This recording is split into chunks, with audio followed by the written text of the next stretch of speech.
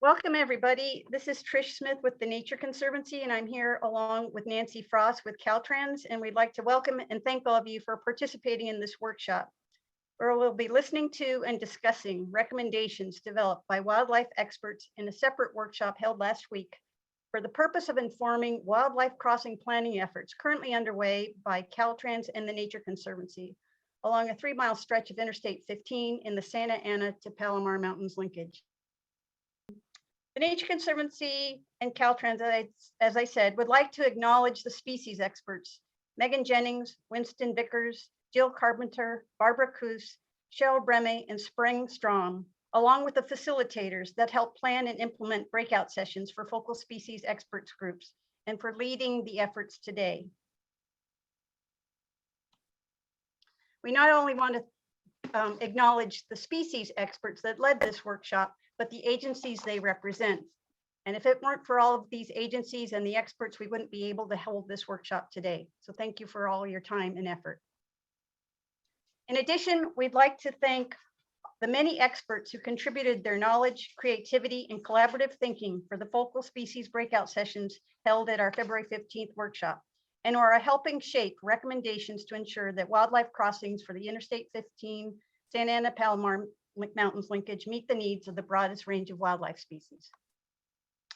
In terms of our agenda for today, we'll first provide an overview of the linkage and wildlife crossing planning efforts of the past few years.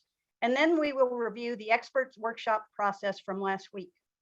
Then we will receive presentations from the species expert leads who will briefly review the species considered and then report out on the recommendations that their focal wildlife species group experts developed for the different proposed wildlife crossing concepts. Then, after a short break from about 11:30 to 11:40, we'll take questions on the information presented and have a roundtable discussion. After today's meeting, we'll take the information provided by species experts along with your input today and prepare a summary report that we hope to complete by June. This report will be used by Caltrans and the Nature Conservancy as we move forward with wildlife crossing plans and specifications. Here's some meeting logistics before we get started. Please mute your microphone unless you're, of course, speaking. Please open and use the chat to comment on what you're seeing and ask questions. After presentations, we'll have a short break, and then Nancy Frost will lead a Q&A session at the end of all the presentations. So we'll take questions after all the presentations instead of following each one. So let's get started with an introduction to the Santa Ana to Palomar Mountains Linkage. As many of you know, the Nature Conservancy and Caltrans, along with landowners, including BLM, SDSU, California Department of Fish and Wildlife, RCA, Riverside County Flood, are working together on the planning of 3 proposed wildlife crossing infrastructure projects along a 3-mile stretch of Interstate 15 in the Santa Ana to Palomar Mountains Linkage. These crossings will provide a critical missing link that will help reconnect wildlife in the coastal Santa Ana Mountains west of I-15 with those in the interior Palomar and Eastern Peninsula ranges to the east of I-15 at the Riverside San Diego County line. The linkage supports intact and diverse habitats, including coastal sage scrub, mixed chaparral, oak and riparian woodlands, and includes the Santa Margarita River. The Santa Ana to Palomar Mountains Linkage is one of the 15 South Coast missing linkages identified by SC Wildlands in the early 2000s that, if protected and connected, could secure landscape scale connectivity for wildlife between the US-Mexico border to the southern Sierra Nevada. We have circled the Santa Ana to Palomar Mountains linkage in yellow. We have also highlighted the Santa Monica to Sierra Madre Mountains connection in blue. This is another critical missing linkage and the location of the future Liberty Canyon, Walter Annenberg Highway 101 wildlife crossing in northern LA County. This wildlife crossing project is leading the way for normalizing wildlife crossings for major highways in California to secure landscape scale connectivity. The need for wildlife crossings across Southern California's major highways is more evident now than ever, thanks to over 30 years of mountain lion research by Paul Beyer, UC Davis, National Park Service, Cal Fish and Wildlife, and many other collaborators. Research that is telling us that if we want to ensure the persistence of mountain lions and other wildlife in Southern California, we need to secure regional connections between large landscape blocks by implementing wildlife crossings along major highways and protecting more habitat. This map highlights where habitat protection and wildlife crossings for the South Coast missing linkages are needed to secure that regional connectivity across Southern California. This is a map of the Santa Ana to Palomar Mountains linkage design developed by SDSU and SC Wildlands in 2004 in partnership with species experts from many agencies. The linkage is roughly 16 miles east to west and 4 miles wide at its narrowest point along Interstate 15. This is a list of focal or target wildlife species developed by SC Wildlands that has been updated by stakeholders and species experts. This list includes both common and rare species that are indicative of linkage function or have been identified as needing connectivity across Interstate 15. Now, after 30 years of protecting habitat and conducting research in the linkage, it's only been in the last few years that we have been able to secure the protected lands needed on both sides of Interstate 15 to allow planning for wildlife crossings to move forward. Data and expert opinion from various studies have prioritized 3 locations for enhanced or new wildlife crossing structures. One at the north end to enhance the function of the existing Temecula Creek Bridge, and 1.3 to 1.5 miles to the south, locations for a new wildlife undercrossing and a new vegetated wildlife overcrossing. In 2019, as many of you know, UC Davis received a local assistance grant to work with student teams from Cal Poly Pomona School of Civil Engineering and Caltrans to develop concept and feasibility studies for these prioritized wildlife crossing locations. Now we'll go over each potential crossing location and the planning of them. First, we'll talk about the Temecula Creek. Despite Temecula Creek and its connection to Pechanga Creek in the northern end of the linkage currently serves as the only viable connection between the 2 mountain ranges, and it currently serves as the only riparian connection in the linkage that will serve the needs of both aquatic and terrestrial wildlife. Temecula Creek is in the upper watershed of the Santa Margarita River. To the east of I-15, Temecula Creek connects to Pechanga Creek, which flows out of the Palomar Mountains. Because riparian areas are natural dispersal corridors that provide elevational gradients, Temecula Creek has the potential to allow a variety of species the ability to move and adapt in response to a warming climate. But Temecula Creek is not without its problems. It currently does not appear to function too well as a wildlife corridor due to several issues, the biggest of which is chronic human presence, including taggers, hunters, hikers, and campers. And these uses bring with them associated trash and debris, which further deter wildlife use and degrades water quality. In addition, invasive exotic plants such as pampas grass can be inhospitable to wildlife and choke water flows, while light and traffic noise associated with I-15 are also likely deterring wildlife use of this crossing. To address these challenges at Temecula Creek, Cal Poly Pomona student engineers put together concept plans to enhance the function of 55 acres of Temecula and Pechanga Creeks as a wildlife corridor, with concepts that included fencing to keep humans out of Temecula Creek, exotic plant control for pampas grass and other weeds, restoration of riparian woodland, and recommendations for noise abatement measures to reduce traffic noise associated with Interstate 15. Nature Conservancy has received a large grant from the State of California Wildlife Conservation Board in the last year to conduct baseline vegetation, wildlife, and noise studies for this area, and to take the Cal Poly concepts for fencing, restoration, and noise abatement to the next step of detailed plans, specifications, and permitting to get us to a shovel-ready project by the end of 2023. I'll now hand the presentation over to Nancy to speak about the 2 proposed crossing structures to the south of Temecula Creek. Thank you, Trish. So here we're looking at the location of the proposed wildlife undercrossing or a vegetated wildlife overcrossing. At this location, there are preserved lands on both sides of the highway. West of Interstate 15 is the 4,300 acre Santa Margarita Ecological Reserve. And east of I-15 is the 75 acre Nature Conservancy owned Rainbow Canyon Applegate property. Next slide. The proposed vegetated wildlife overcrossing would be in a location that many crossing experts have identified as a good location for a new wildlife overcrossing. At this location, there are elevated benches on both sides of the highway that could support a vegetated wildlife overcrossing. Cal Poly Pomona engineering students performed engineering feasibility studies and developed preliminary design concepts for the wildlife overcrossing, which would span 10 lanes of highway, be up to 165 feet wide, and be about 26 feet above the highway. For the conceptual design, the top of the overcrossing structure is proposed to have about 3 feet of engineered soil. So with this in mind, any plantings would need to be shallow rooted. Next slide.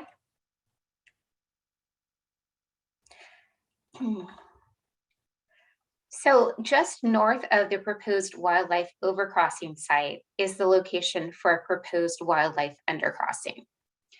At this location, drainages intersect the highway on either side, and camera data has indicated activity by a wide variety of wildlife species. The undercrossing would connect oak riparian woodland and chaparral habitats on either side of the highway. The new undercrossing structure would be close to, but would not replace the existing structure, and the new structure would be designed primarily for wildlife use. Next slide. The undercrossing designed by Cal Poly would be about 210 feet long and is proposed to be either a 12 by 12 foot box culvert or an 8 by 11 foot arched corrugated pipe. Both would have about 1 to 2 feet of soil on the bottom, and obviously this would reduce the overall height. For both undercrossing designs, half of the bottom is soil and the other half has a concrete gutter to carry water flows. And you can see that in both of these diagrams. Cal Poly students also considered the potential for a larger arched culvert with natural bottom, but this was determined to be infeasible because it would require a full freeway shutdown, and it just is not something that could be done. In comparison, the culvert designs would require only one lane to be shut down in either direction, and the arched corrugated pipe could be done as a jack and bore operation. The box culvert would be a bit more difficult because it would require a footing and manual tunneling. So both the wildlife overcrossing and undercrossing structures would require the installation of barriers or berms to shield light and noise from the highway, which studies completed by the UC Davis Road Ecology Center have shown to be a concern at this location. Next slide. Caltrans District 8 is taking the plans for the wildlife under or overcrossing to the next step and has recently received a $1.3 million grant from the State of California Wildlife Conservation Board. Grant funds will be used to produce a project initiation document and an environmental document with alternatives analysis for the over and undercrossing design concepts. Ultimately, we will develop a preferred alternative. We truly appreciate all of those participating in the workshop today, as your feedback on additional design considerations is critical as we develop more detailed designs for these crossings.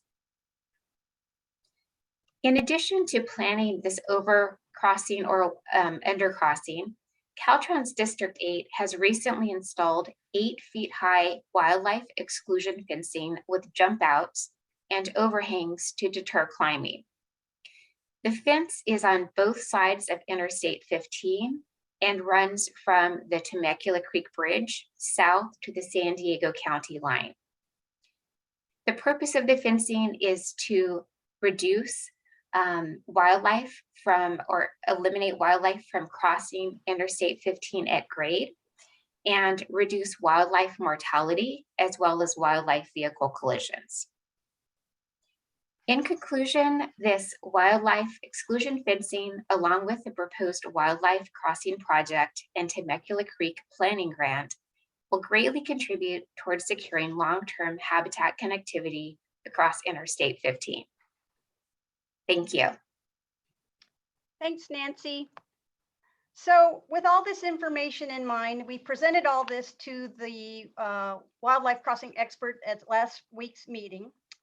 And to ensure that these future potential wildlife crossings best meet the needs of focal species for the linkage, we enlisted our species experts leads, Megan, Winston, Barb, Jill, Cheryl, and Spring, to serve as session leads in the corresponding area of expertise to help us plan and implement a workshop last week. This workshop brought together over 50 wildlife experts to brainstorm and identify specific design considerations for various focal wildlife that might use the identified I-15 wildlife crossings. For each potential crossing type that is being considered, species experts weighed in on the suitability of the existing location and probability of use of that structure by their focal species or group of species, whether it be medium, large animals, birds, bats, small animals, or plants and invertebrates. For each crossing, species experts identified specific features or attributes needed to enhance the function of the crossing for their species group, touching on such things as vegetation composition, density of and height of vegetation at the approach or in the crossing, substrate, and requirements to abate roadkill, such as exclusion fencing design, noise and light barriers, etc.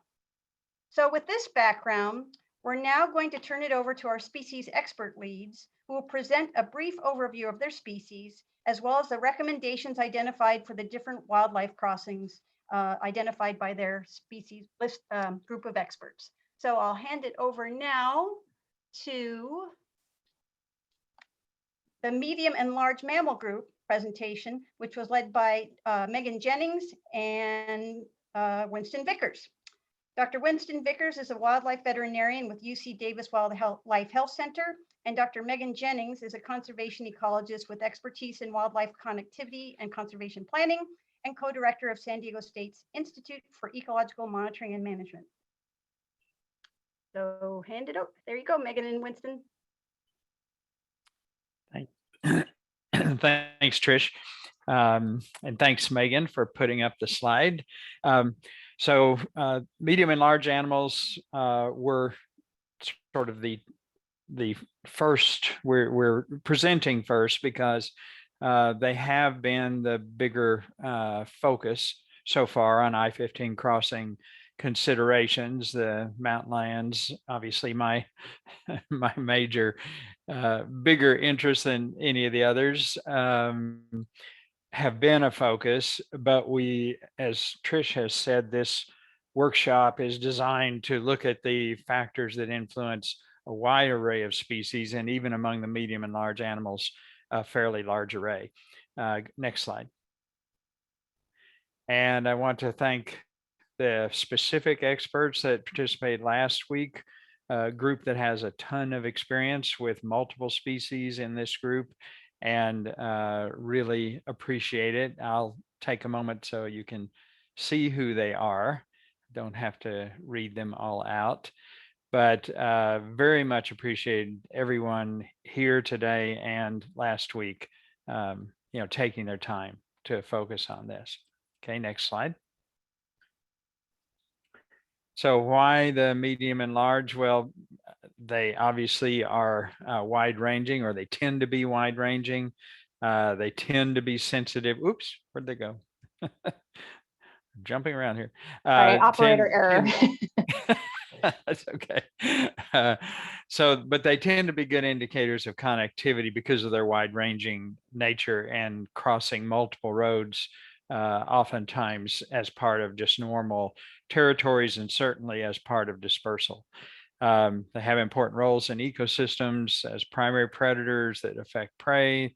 They are primary large prey, oftentimes like the large herbivores, and their effects of disrupting their travel with roads can reverberate through the food web.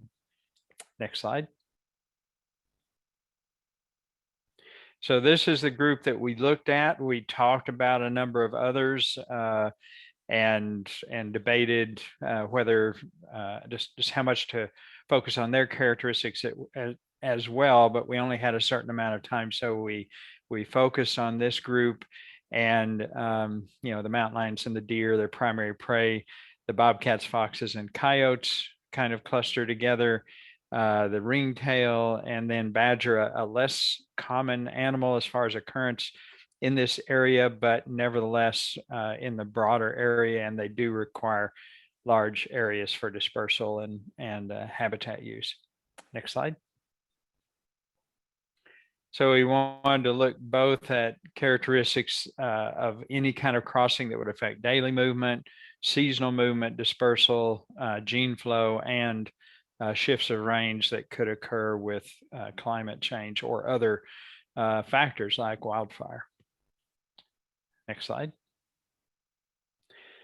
So when we started with the mountain lion, looking at these three areas and what probability they had for using them, Temecula Creek Bridge, and each of these probabilities are based on the probability that we assessed with functional crossing, which means with improvements when it comes to Temecula Creek Bridge and with a appropriately structured box culvert or overpass. Temecula Creek Bridge has been used rarely by mountain lions to date, but has been used. We've now documented one use recently by camera. So we know it can be used. We know they approach the bridge relatively commonly, as well as approaching the other sites along I-15 based on cameras and GPS data. And they in order to get Temecula Creek Bridge to be better used, we thought continuing to protect property and habitat, improving it, and controlling human activity would be big factors in improving their use. The box culvert we also thought had a high probability of use. One characteristic we would want a native surface bottom, and making sure that the approaches are appropriately structured or maintained, because they do currently support mountain lion use. And then the overpass would have slightly less probability, but probability is still moderate, simply because it's a bit more open terrain, which they are a little bit less likely to use, but still with appropriate pathways and managing the cover and noise and light impacts on both the box and the overpass would help support their use. Next slide. And then on mule deer, their primary prey and an animal that we also have concern about, the Temecula Creek Bridge, we feel would have a high probability of use. Adjacent occurrences on the golf course and on the west side, are documented. May need to clear vegetation through a portion to increase visibility or control invasives. On the east side, so we currently have not documented any deer moving through with our cameras, so we know that there are restrictions to their use right now, probably related also to human presence. Box culvert had a lower probability, but the experts felt like there was still some probability. There were some questions about how to improve that, including whether the trails would be indicated, or creation of trails, and also buffering from sound and light. And then the overpass would have moderate probability. Again, we have relatively few occurrences documented to the east, but there's no real major reason that shouldn't occur there, and retaining enough visibility as well as potentially having pathways were considerations for mule deer. So I'll turn it back over to Megan for the next group. All right. So when we gave our presentation last week, we had sort of made a space for what we called mesopredators or mesocarnivores, and our group didn't really like that. But the primary reason we did it was to create a space to talk about adding some of those species in. Obviously, they behave differently, move differently, have different life history needs. But we these were not originally some of the focal species included. So when we dug into it a little bit, we decided to add individually bobcat, gray fox, and coyote. So I'm going to talk a little bit about what we think some of the needs are and probabilities of use. As Winston said, using the assumptions based on, or our assumptions are based on, where these species currently are, where we see sign, and then, that we would actually make the improvements that we're suggesting for each individual species. So bobcats have a high probability of using any of these structures. They're relatively tolerant of structures as long as, they're not very small. There's not a ton of human activity in the area, but some things that we thought could help encourage use. There are already bobcats using the Temecula Creek Bridge. We thought it would be important to maintain dry crossing areas, even during wet periods. There's been beaver activity down there that resulted in a whole lot of ponding, and that really limits areas where bobcats can cross. So just making sure that there's some sort of dry segment that they can always use. And our group also talked about, as long as we're supporting prey habitat, I'm sure the small animal group will talk about this a little bit more. They probably don't want to set up their species to be eaten, but that would certainly keep bobcats coming back in and around the bridge. Again, we thought the box culvert also had a relatively high probability because the proposal is for a relatively large structure. It's going to be relatively tall, 10 feet once that native surface bottom goes in, and relatively wide. We do think that they, as Winston mentioned, for the mountain lions, would need adequate pathways to the culvert, a good approach, habitat leading to the approach, not too crowded to reduce visibility, allow them to see that it exists there and find a pathway there. For the overpass, we also thought high probability up on the Applegate property. There is already existing activity leading up to the crossing area. That's actually true of all three of these species, bobcat, coyote, and gray fox. You can see scat piles and latrine sites all leading exactly to where the proposed lead off is on the east side of the freeway. And we would want to make sure that there's some appropriate cover on that overpass. This will be tricky to manage with deer. So, what is that exact right Goldilocks spot of having enough cover that lions, bobcats, coyotes, foxes would want to use it, but still open enough that the deer would be willing to cross.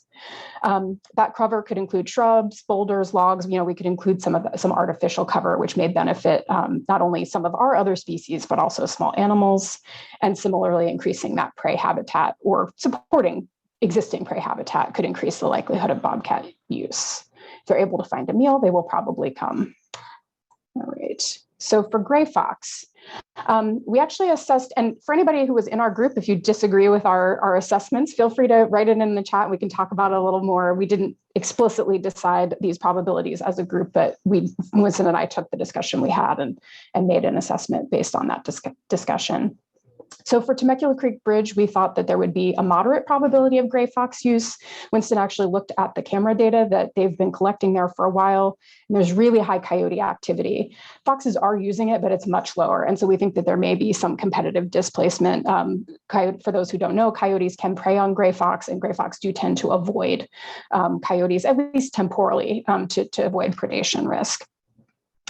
Similar to the bobcats, we thought it might be important to maintain some dry crossing areas. And one thing I noticed is the fencing that's gone in, while fantastic to have that fencing, the overhang at the top is actually 3 strands of smooth wire. Foxes are fantastic climbers. I've actually watched them climb a fence to go over a road rather than under it. So, changing that out to have something with no gaps, something like chain link, would perhaps help keep gray fox going under the road rather than over it. A high probability, we thought, of foxes using a box culvert. Again, we would need those adequate pathways, like for all the other species, make sure that that's maintained and they can find their way. And then for the overpass, in particular, because it's a little more open, drier, some of the habitats that gray fox like, and there's already, again, a lot of activity by gray fox up in the upland areas, we thought they'd be likely to use that overpass, again, as long as there's some appropriate cover to give them a place to move from, especially if there's coyotes up there, a place to sort of seek out some cover if they need to, escape a coyote. And similarly, increasing the prey habitat, we thought could increase the likelihood of gray fox use. And then coyotes, we thought high across the board as well. Similar comments, we thought, maintaining the dry crossing, supporting prey habitat. And in particular for coyotes, we thought it would be really important to, just as with mountain lions, to continue to maintain or manage the human activity under the bridge. Keeping that to a slightly lower level would give coyotes an opportunity to cross a little more freely. Similar to the other species in terms of, the box culvert, again, as long as it's that nice, relatively large structure we've been talking about, they would be likely to use it as long as, they have some adequate pathways to get there, to find their way there. And then for the overpass, we also thought a high probability. Again, there's a lot of activity there already. However, we might want to think carefully because promoting coyote use may decrease use by gray fox. So, do we want to promote their use of one of the other structures, continue using, say, the Temecula Creek Bridge rather than working to make sure that they will use the overpass, although coyotes will do what coyotes do. So I'm sure they'll use all of these structures. Okay, and then we get to our specialty species. So we've got ringtail. Ringtail actually do exist in the area. There's some nice rocky slopes on either side of the freeway that ringtails really like, crevices and oak canopy and that kind of thing. And they have been picked up on cameras along either side of the road. We assess the Temecula Creek Bridge as moderate probability. There's been no ringtail detected there. There's sort of discontinuous canopy leading up to the bridge. It's in, patchy. And there's a lot of understory. So perhaps doing some vegetation management, maybe maintaining the canopy leading up to the bridge, and then maybe adding some additional habitat structure, pulling out some of those thick invasives and replacing them, say, with boulders or logs could help. And similar to the gray fox, these guys are great climbers. So the overhang on the fence should likely be a continuous structure rather than those strands that they can slip through. Box culverts seem like the best bet for these guys. They do like narrow crevices. They like darker areas. They come out all at night. So we thought in particular that the box culvert may best shield noise and light from the freeway. They do seem to be sensitive to that. And so they can the positioning of that is such that the light and noise doesn't propagate to that structure quite as well as it would to that overpass that's just completely exposed. Our group went back and forth about, do we like the culvert? Do we not like the culvert? Maybe that makes it better for deer. Maybe it makes it worse for species like this. Maybe we just avoid inserting ourselves at all there. We didn't land on an answer, so I'd be curious to hear what others thought about lighting or not lighting. Because these guys really like that sort of habitat structure that allows them to climb and sneak in crevices, we wanted to maintain boulders, oaks leading up to the culvert. There's some good structure leading there already, so maintaining that. And then once the structure is installed, we wanted to make sure that there would be those habitat elements reinserted. Our group also talked about it might be important for this species to have some available water in the culvert, but then again, we've talked about making sure that there's dry crossings and not wanting to have a structure inundated. We thought perhaps the gutter, for anyone who hasn't seen the design, there's going to be a native surface segment of the box culvert and then an area for a gutter. Perhaps having some water in there might be attractive to these guys, but again, would be curious to look at what that might do to some of the other species we're concerned about. And then in particular, these guys are sensitive to noise, but it's important for all species. Use sound deadening materials for the culvert. And then finally, for them, the overpass we thought would be moderate probability. They're already on those upper slopes a bit. And so we would want to make sure we include some artificial cover on the crossing, again, to give them that structure, boulders, logs, that kind of thing. Maybe create some pathways to connect areas of oaks and boulders to the crossing. But again, it's going to be kind of noisy and bright up there relative to the other crossings. So that's why we gave that one a moderate. And then finally, badger. We had a bit of a discussion about, where are badgers nearby and where do we think they'd be coming from or moving to? And really the closest occurrences are up on the Santa Rosa Plateau to the west. So we weren't exactly sure how much we might actually see badgers, but when they decide to move, they can move really large distances. So we wanted to make sure we provided some opportunity to get across the freeway. We thought there is some evidence that they move along, riparian areas, some lower lying areas when they're making those sort of larger transiting movements. So we thought the bridge had moderate probability. There's no known occurrences on either side of the bridge, but that movement along the riparian area is possible. Also, the soils in that area are suitable for burrowing. They're sort of sandy and loamy.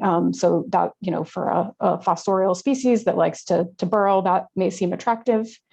We would want to make sure that fence inspections are conducted. They already are, and Caltrans is doing a great job of maintaining the fence that's gone up, but we want to make sure that in addition to making sure cars haven't blown through, that the buried segments stay buried so they can't burrow underneath and get past fencing. Box culvert, we also thought moderate probability. Again, they like some narrow areas, they like to burrow, but we don't have a whole lot of activity by this species in the area. So that's why we thought moderate is we're not sure if they would even make it to this spot. If they do, I think there's a higher probability of use, probably likely to use a long dark passage. May find the crossing by following the drainage that does lead to the proposed culvert site, and some pathways could help. And then for the overpass, we thought that was a lower probability, just because the suitability of the adjacent habitat is lower. There's no evidence of occurrence of badgers in this area. The soils are really hard packed decomposed granite. So again, that seemed, not that they necessarily need that when they're transiting, but it just seemed like a lower probability that they would even make it there in the first place. So we gave that one a low. So this is just a quick summary. Again, this is based on the assumptions of that we would, make these different accommodations, design features for each of the structures, and based on where species are now, the activity that they exhibit now, and what we know about them now. So a few things that we sort of talked about more broadly, and this is a picture of one of those box culverts that does have a ditch on one side, just in case anybody would like to visualize it. That was helpful for our team to see. Thank you, Carlton, for sharing this picture of the Valley Center crossing. We talked a little bit about the security fencing near the bridge. So if anyone doesn't know, there's been security fencing to help keep people out. It's well beyond the structure, but to sort of limit illegal activity coming into that area at all. We wanted to make sure that that would be permeable to wildlife, but not humans. I know that is tricky, but it's something we talked about. And I know we'll talk about human activity a little more today. Our group did talk, and I know Caltrans thinks and works on this more and more all the time, keeping water flow separate from the box culvert. So making sure if there needs to be, a separate pathway for water to go through, as the primary way to allow for that flow rather than having to go through the wildlife crossing. We also talked about whether there might be a need to elevate the crossing to limit water ponding. That would be a question for the engineers. In a number of these slides, we talked about, do we need to create trails leading to structures? Our group had quite a bit of debate about that. Do we need that? Do we not need that? Certainly on the upper slopes, that decomposed granite, the vegetation is sort of spread out. So there is opportunity to move, but, do we need to help animals find these new structures when we first build them was something we were talking about. We talked about using baffles or construction materials to deaden the sound in culverts to keep it as quiet as possible, limit that traffic noise. I know these are some of best management practices in general. Fraser was a proponent of thinking about where we needed sound walls or berms to reduce the sound on the overpass. It's going to be bright and noisy there relative to the other structures. So what can we do to help make it as attractive as possible to as many species? I mentioned that we had some debate. These ones with question marks are the ones where we went back and forth. So look forward to having some more discussion about these, whether we needed to add lighting or a skylight for structure for the box culvert, rather than to allow animals to visualize that other side. And then the other thing we talked about is the fact that the alterations to the bridge lead up and habitat would be relatively easy and inexpensive. I mean, it's mostly vegetation management and manipulation. So we thought that could really help in the near term with limited outlay of funding to increase use by mountain lions, deer, bobcat, coyote, and fox. So we put some emphasis there. Just a few final things, some areas where we talked about needing more information. We don't know a whole lot about the reactions to noise and light for different species. I know that's some work that Fraser and Amy are working on. If we find out more, it'd be great to integrate that into the planning. But as it stands, some of our species in particular are rarer ones. We don't exactly know their responses. Habitat suitability and movement pathways for deer. There's largely an absence of deer on the east side of the crossing. I think it has something to do with habitat, perhaps with hunting pressure, but having some better information. We do have some modeling that's been done almost all the way there. We could expand that perhaps and take a better look at where we think deer might be able to get to the crossing.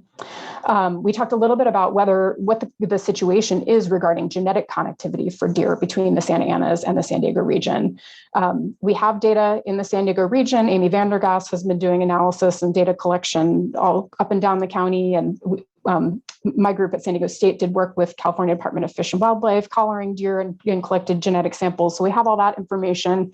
And Devon Fraser did some work while she was at UCLA to the north. And I think we just need to make sure that we actually, fortunate thing is we have the data, we actually need to analyze it and see if we do have some sort of gene flow issue we need to mitigate with deer. Our group wanted to know more about potential movement pathways for badger. Are there other areas of near suitable habitat for the species beyond the Santa Rosa Plateau?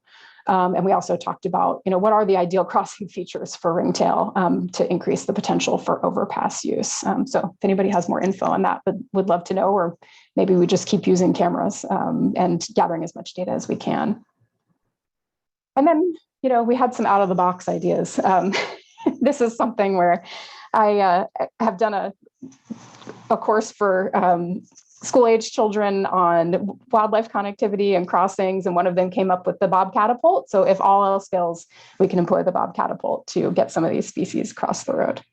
So with that, I'll stop. Thanks, Megan. Yeah. Now, I like your catapult. I don't think the Some bobcat really great does. Yeah, I don't either. But we need those out of the box ideas to help spur ideas that will work. So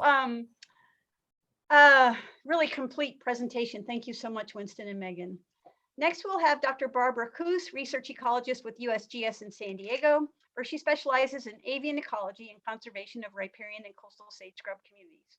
She'll present on experts' wildlife crossing recommendations for birds. Thanks, Barb. Thanks, Trish. Good morning, everyone. I want to start out by thanking the members of the Bird Experts Committee, Melody Amar, Peter Beck, Rob Hamilton, G. John Hazard, Melanie Madden, Nick Peterson, Chris Preston, and Phil Unit, and our facilitator, John Taylor. This is a great group of people, and every time I ask them if they're willing to do something, they say yes. So I'm extremely grateful for their participation in this important project. So why birds? Why are we considering birds with regard to highway crossings? Birds, after all, can fly. We generally think they're fairly immune to things on the landscape in that they can simply fly over them. And yet we know that highways pose a danger to birds. For example, these data from the California Roadkill Observation System, based on reports between 2009 and 2020, indicate that there are 234 species of birds that have been reported as roadkills, and these made up 12% of the total reports of roadkills across all taxa. So clearly, roads and highways pose a danger to birds.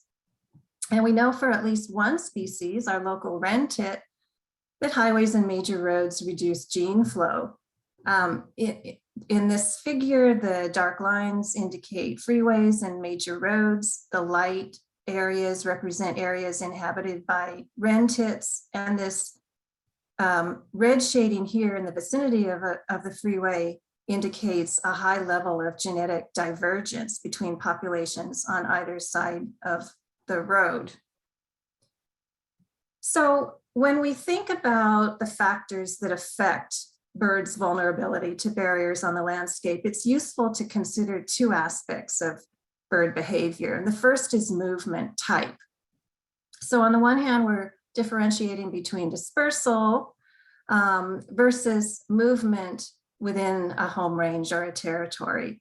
Dispersal is the event that leads to gene flow. It's typically a one-time event when young birds leave their natal areas and disperse to a new area and establish their breeding territory.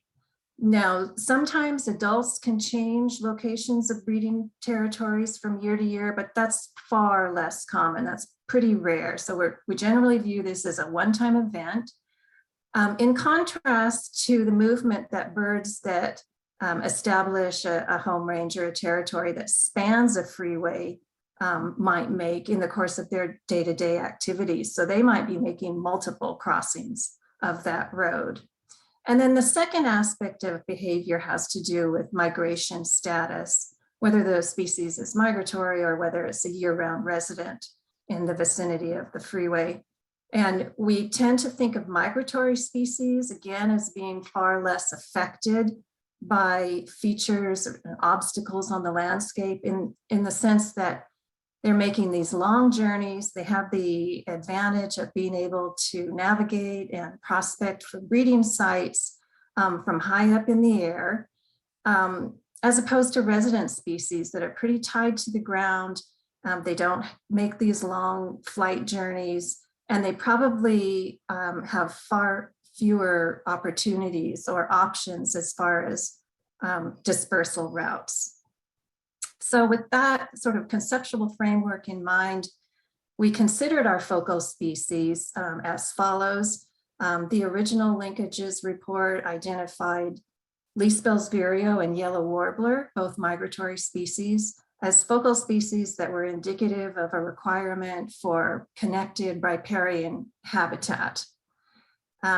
It also identified 2 resident species, the California gnatcatcher and the oak titmouse, and I added the cactus wren prior to the workshop. The oak titmouse was selected because of its affinity for oak and riparian woodlands, and then the gnatcatcher and the cactus wren that I added are both dependent on coastal sage scrub habitat, which of course is highly fragmented. Then we have a group that I referred to as the ground dwelling species. The original report identified California quail. We added greater roadrunner. These are both fragmentation sensitive species. And then finally, golden eagle was selected as a focal species because of its requirement for large contiguous blocks of upland habitat. So this is sort of the mountain lion of the bird world, if you will. I'm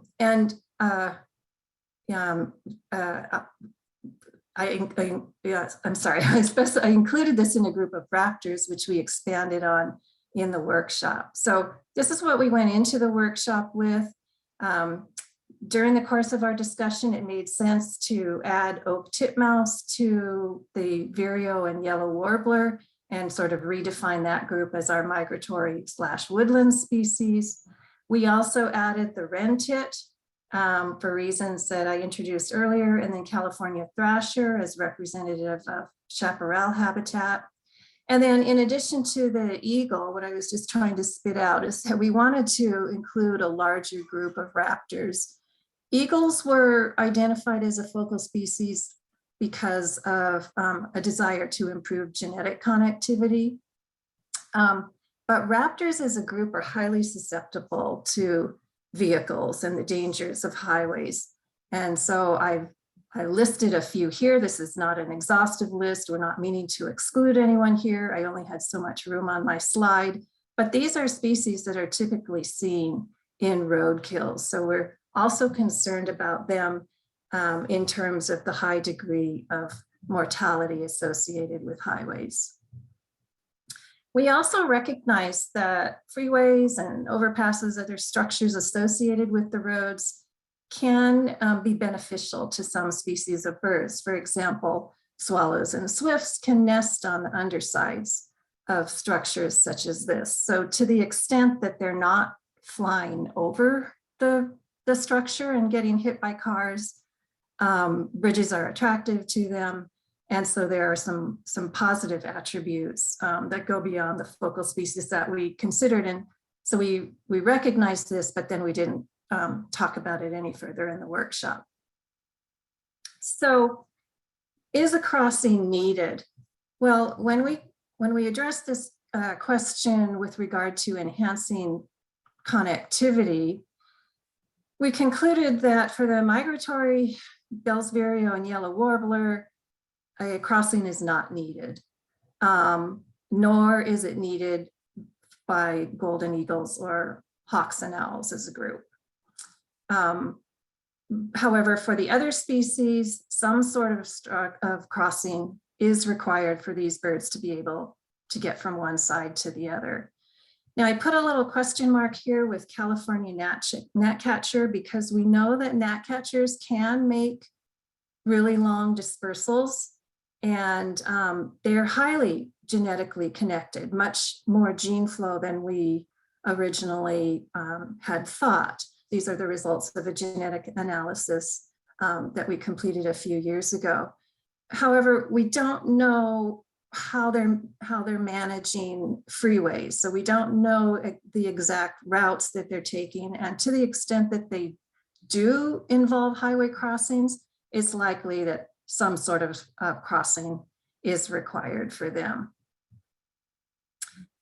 Then in terms of reducing mortality due to roadkills, all of our species require a crossing.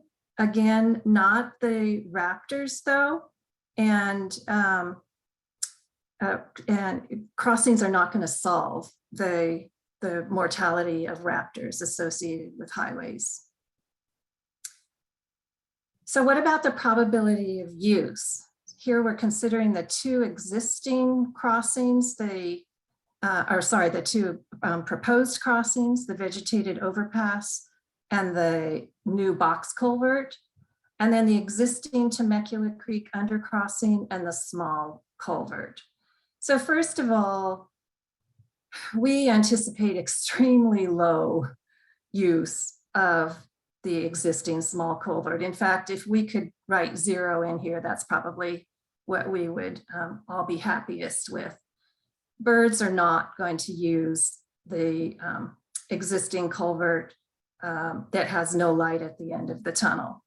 And even if there is light at the tunnel in the new box culvert design, there still is not enough light to support the vegetation that birds are going to require to be able to even consider entering a tunnel-like environment. So we pretty much set those aside for further consideration. With regard to the vegetated overpass, we felt that the migratory species and the titmouse would be unlikely to use it. Titmice are probably not in the vicinity of that crossing.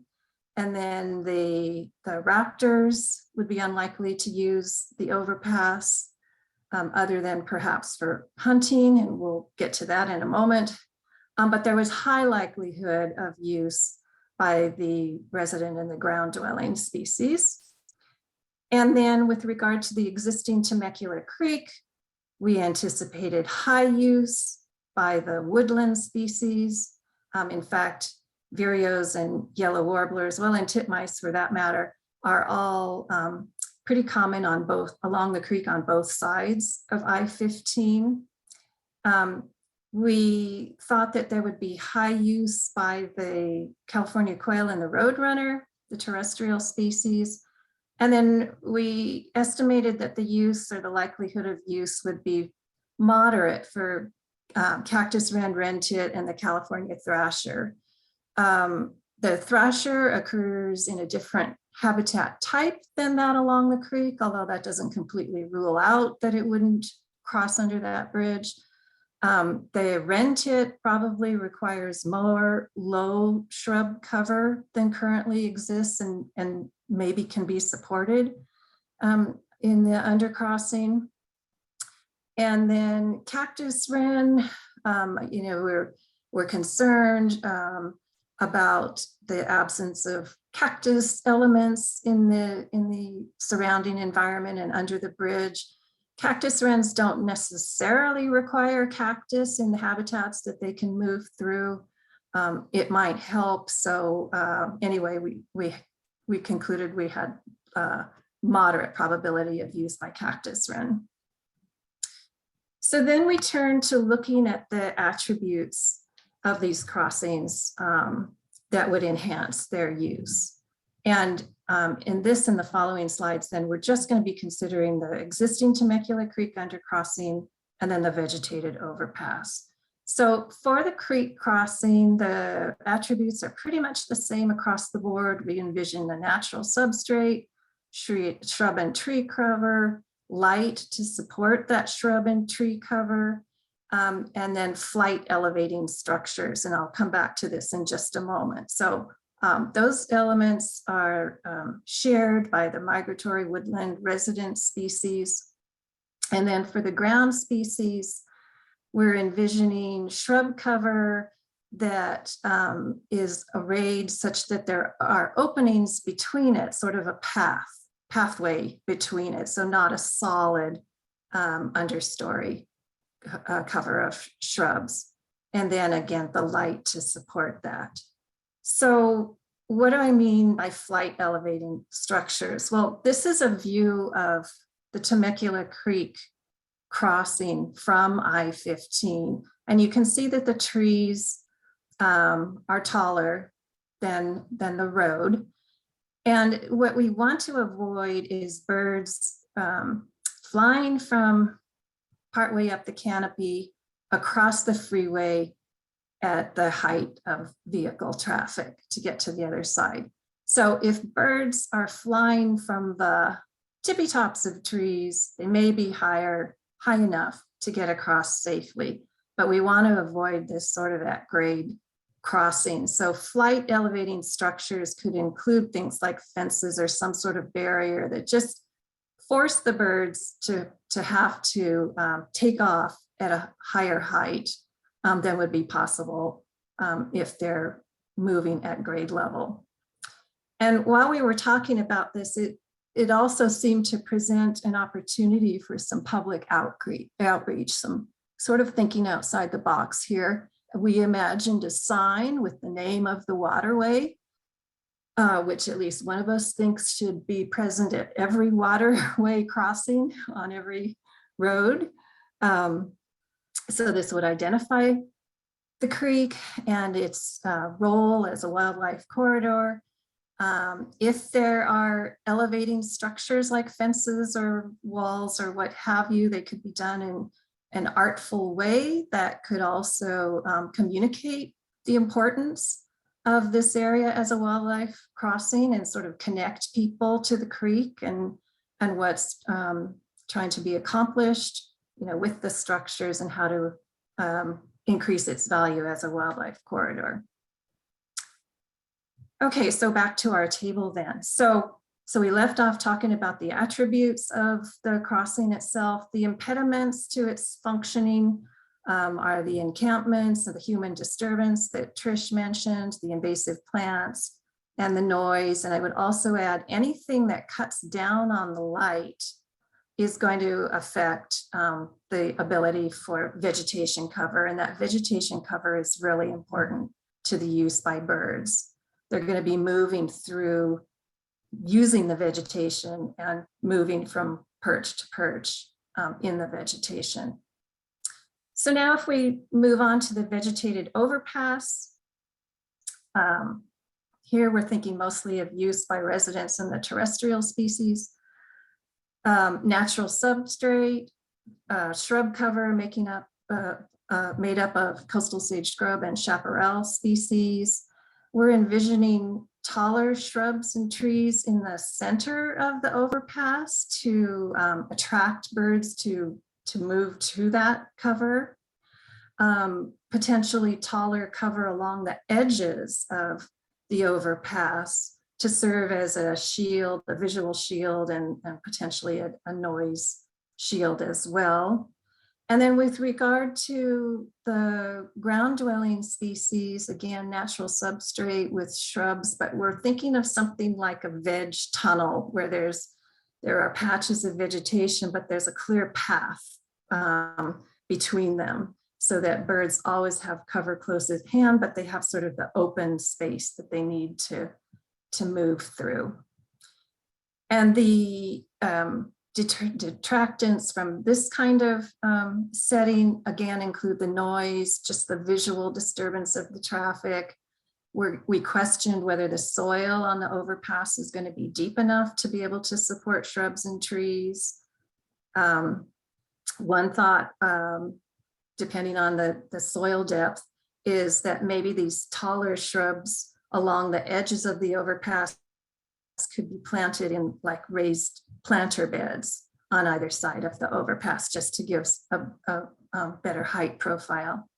And then we also noted that there's going to be a need for ongoing maintenance of whatever vegetation and conditions are being maintained on the overpass. There needs to be weed control and so forth. It can't just be planted and then walk away and that's that.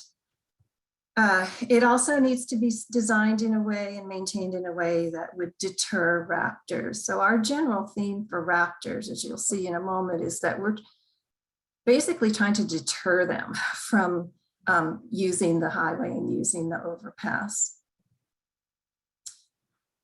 So this table summarizes the attributes of the approach habitat to the crossing. So this is the habitat leading up to the crossing on either end. And we thought that the habitat type should be the same on both ends as it is in the crossing. So that means it would be riparian on either end of the Temecula Creek undercrossing, which it currently is. Same with for use by residents, maybe establish some cactus in the uplands to enhance the area for cactus wrens. And then same for use by the quail and the roadrunner. And the same factors affect the quality of the approach habitat, the encampments, the disturbance, the invasive plants, and the noise. And then again, with the vegetated overpass, felt like we should just maintain the same kind of cover in the approach areas as is on the overpass itself. Have taller vegetation at both ends might attract birds to the crossing in the first place, and then that taller vegetation in the middle of the crossing would encourage them to cross it. And then these flight elevating fences or walls or whatever they might be would also serve to keep birds as high as possible before launching across the overpass. One thing that we thought about in terms of the approach way for quail and roadrunners was using guzzlers in the approach to attract birds to the vicinity of the crossing, and then hopefully they would find it and move across it. These guzzlers could and would likely be used by other animals as well. And it could be that, you know, if you develop that habitual traffic to the guzzlers, that could be a sort of self-maintained trail system. Otherwise, any kind of trail that's needed to get animals to the crossing is also going to have to be maintained. And we noted that down here as well. So what about raptors? Well, as I mentioned, you know, roads are a major source of mortality for raptors. And so our goal is to reduce those road kills by deterring raptors from hunting on the freeway or near the freeway. I mean, no doubt they're attracted by road kills of other animals. And so to the extent that these crossings can reduce the road kills of raptor prey, that's going to be benefiting raptors by removing that as an attractive hunting location. It's going to be important to provide adequate cover for potential prey on the overpass. And Megan and Winston were also talking about this. We don't want to just create an area that's a hunting ground for predators. So the better protected the prey are on the overpass, for example, the more effective it's going to be in reducing conditions that create mortality for raptors. We recommended reducing roadside perches, especially those that are at grade level or that cause the birds to fly out at the height of traffic. And then using these elevating structures of tall fences, maybe tall vegetation, whatever it might be, to try to get raptors to fly high enough over the highways to avoid collisions. And then our final considerations identified a few research and monitoring needs. First of all, it would be good to determine the extent to which the focal species actually are genetically differentiated by I-15. We're working on the assumption that it is. It would be good to document that and then to monitor the genetic status in the future to be able to evaluate the effectiveness of the crossings in improving genetic connectivity. It would be useful to monitor road kills to evaluate the effectiveness of the crossings and the different features in reducing vehicle collisions with birds. So that could be used as a metric to evaluate success. And then there's a need for ongoing maintenance of the crossings and the related features. So again, it's not just a build it and then we can walk away sort of project. So that concludes my summary. And I invite any of the members of the bird group to chime in when we get to that point in the program. And if I misrepresented anything in the group, please bring that up. Thank you. Thanks, Barb, and thanks to members of the bird experts group for your contributions. And I see some themes arising in terms of need for genetic studies for both sides of the highway, need for maintenance of these structures. And so I think we're kind of getting some good themes here. And a reminder to all the participants to please put your questions or comments in the chat, because I think they'll really help spur conversations after the presentations. So next we have Jill Carpenter, Senior Biologist and Bat Specialist with LSA Associates, who has expertise in bat ecology and habitat mitigation. Jill will be presenting wildlife crossing expert recommendations for bats. Thanks, Jill. Thanks, Trish. I'm going to dive right in here. First, I would like to thank our BAT expert committee, Alicia Curtis, Tim Dillingham, Stephanie Remington, Drew Stokes, and Greg Tatarian, all came in and we just had such a great collaborative effort tossing ideas around, and everyone has amazing expertise and complementary sort of backgrounds and expertise. So it was a very productive workshop last week, and I really appreciate everyone's efforts. And also Trish Smith, who was our facilitator for the session. This would not be possible without all of these people. So why bats? Similar to the bird presentation you just saw, some of you might be wondering, these animals are able to fly. Why would we want to incorporate bats into these crossings? Why bats? Other than they are very, very cool. So the roosting and foraging habitat for bats is being lost to development, including road creation and expansion. And so we really should be taking opportunities to aid in the conservation of these species, particularly at the urban wildland interface, wherever possible, wherever we have an opportunity. Bridges and culverts, which are typical crossing structures, are often along flyways for bats. And some of these structures provide roosting habitat, as well as passages for movement along riparian corridors, for example.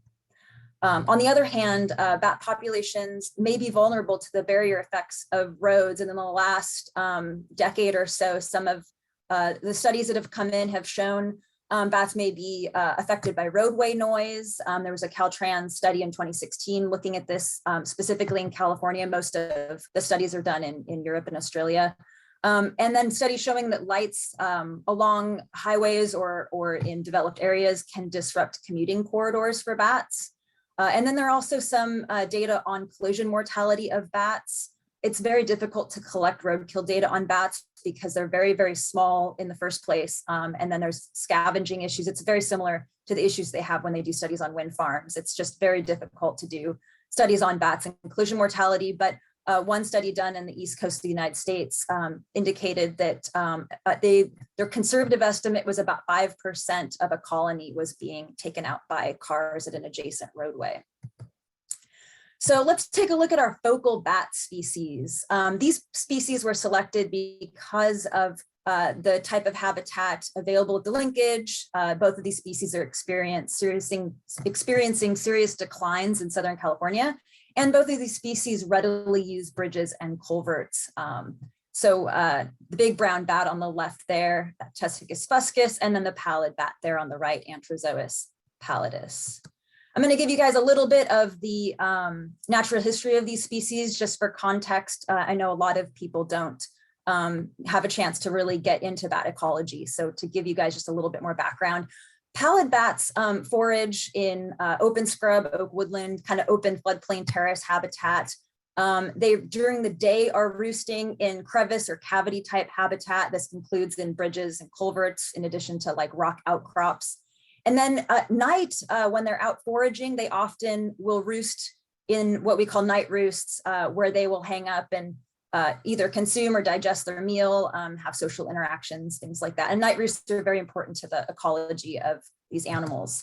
The status of this bat, this was considered a very common bat in Southern California less than 100 years ago, but there's been a documented decline in Southern California which is attributed to the degradation and removal of foraging and roosting habitat, as well as extermination, illegal extermination, when they roost in human-made structures. Movement-wise, they can forage in some cluttered habitats, but mainly this species is known to forage in kind of the open, and they appear to need large areas of contiguous habitat to forage. So you can see the kind of issue with habitat fragmentation that can happen there. And this species does capture prey on the wing flying around, but is very well known for capturing prey on the ground, and some of their favorite things to eat, Jerusalem crickets and scorpions and such. They'll forage, pick these guys up off the ground. Regarding roads, this species is possibly deterred by road noise and light based on their foraging strategy and their ecology, but no studies that I've been able to find really have looked at pallid bats in particular. And there are many gaps in data like the one I just mentioned. And there is a general difficulty in creating habitat for this species in highway structures in the past relative to other species like the Mexican free-tailed bat and the Yuma myotis. So those are some kind of challenges here for the species.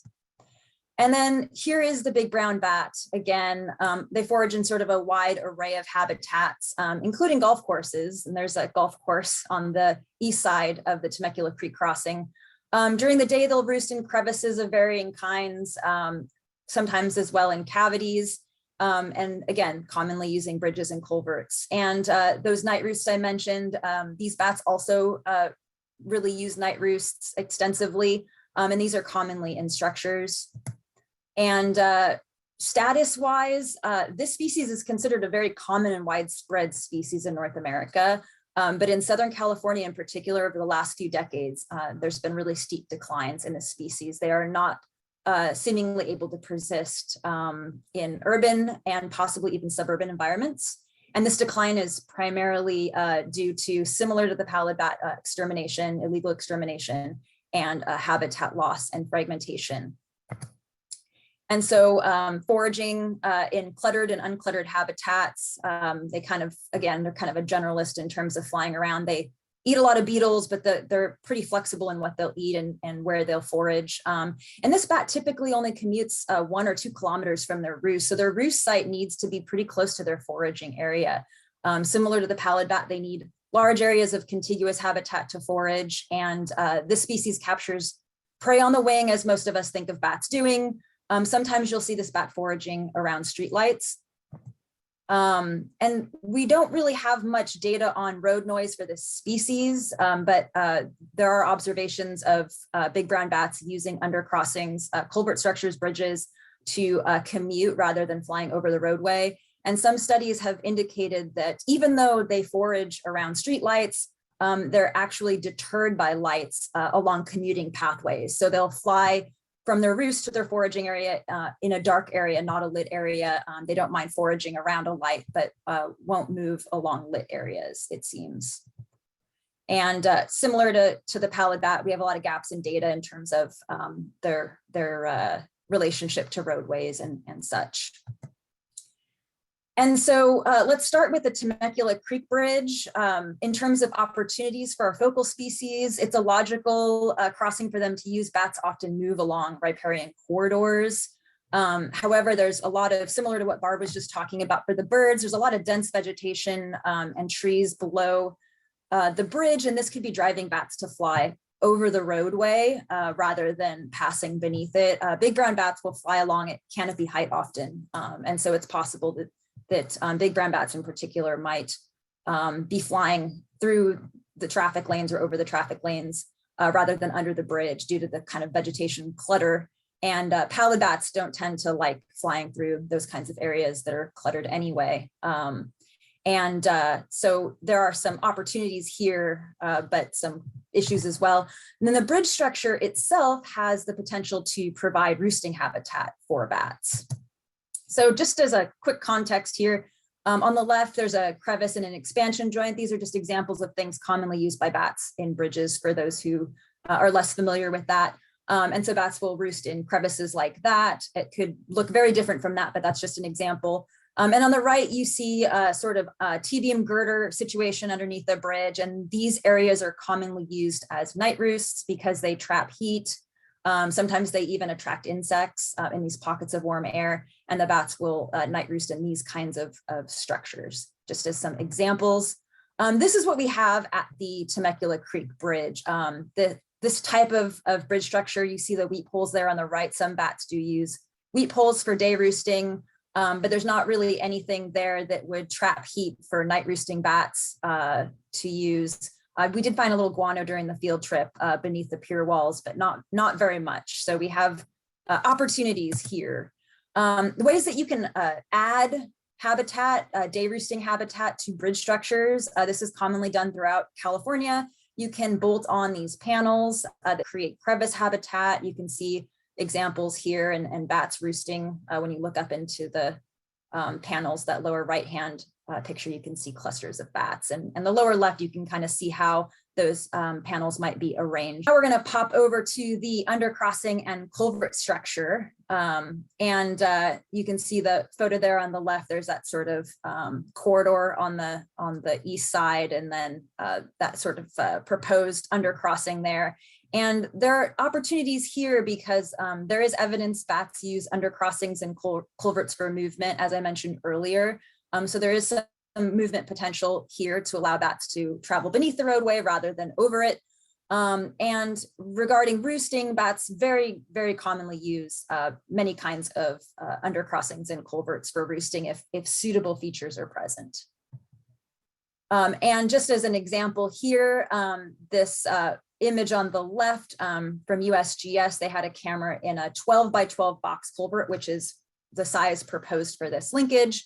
And you can see that flying animal there. It's kind of blurry, but all of us agreed it appears to be a pallid bat flying through a 12 by 12 culvert. So there you have it, folks. And on the right, I just wanted to show you some other kinds of crossings that I've observed bats flying through, traveling from one down along a drainage beneath a roadway, both large corrugated metal culvert and a concrete box culvert. And so these are definitely used by bats for movement. And then regarding roosting, there are expansion joints in these culverts that are used as day roosts. Contrary to common belief, bats will often roost along the walls even during the day. They do this at night very, very often, but sometimes bats will roost along the walls of the culvert during the day rather than in a crevice, as in that middle image. The bats are in a cluster in that circle there. And then other types of features that bats will use in culverts include manholes and these sort of elevated drainage. I don't even know what this is, this thing in this culvert, but I see things like this in culverts periodically, and they're very commonly used by bats. There's a maternity colony of big brown bats right there in that lower left photo. And this is also a 12 by 12 box culvert. So we've got clear use of bats for roosting and movement through the 12 by 12 box culvert sort of concept. If we wanted to add some kind of roosting habitat to culvert, you can bolt on those same panels that are used in the bridge structures that I showed you just a minute ago. These can be bolted inside or outside the culverts, and these add habitat. But in this case, because this culvert's being built from scratch, our group was hoping to be able to integrate roosting habitat features into the design of the culvert rather than kind of bolting things on, because it works, but it's not ideal.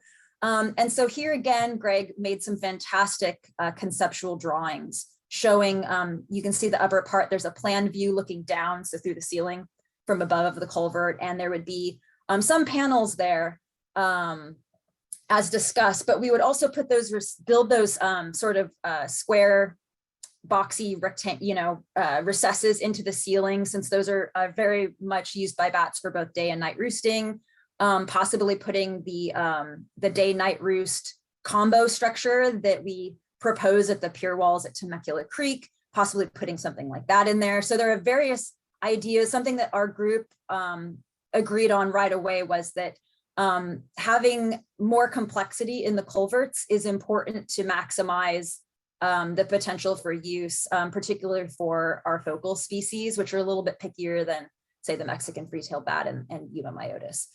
So these were just some ideas that that we had for providing the roosting habitat. And again, if the bats might be also moving through these areas, you know, then that would potentially provide a little movement corridor as well.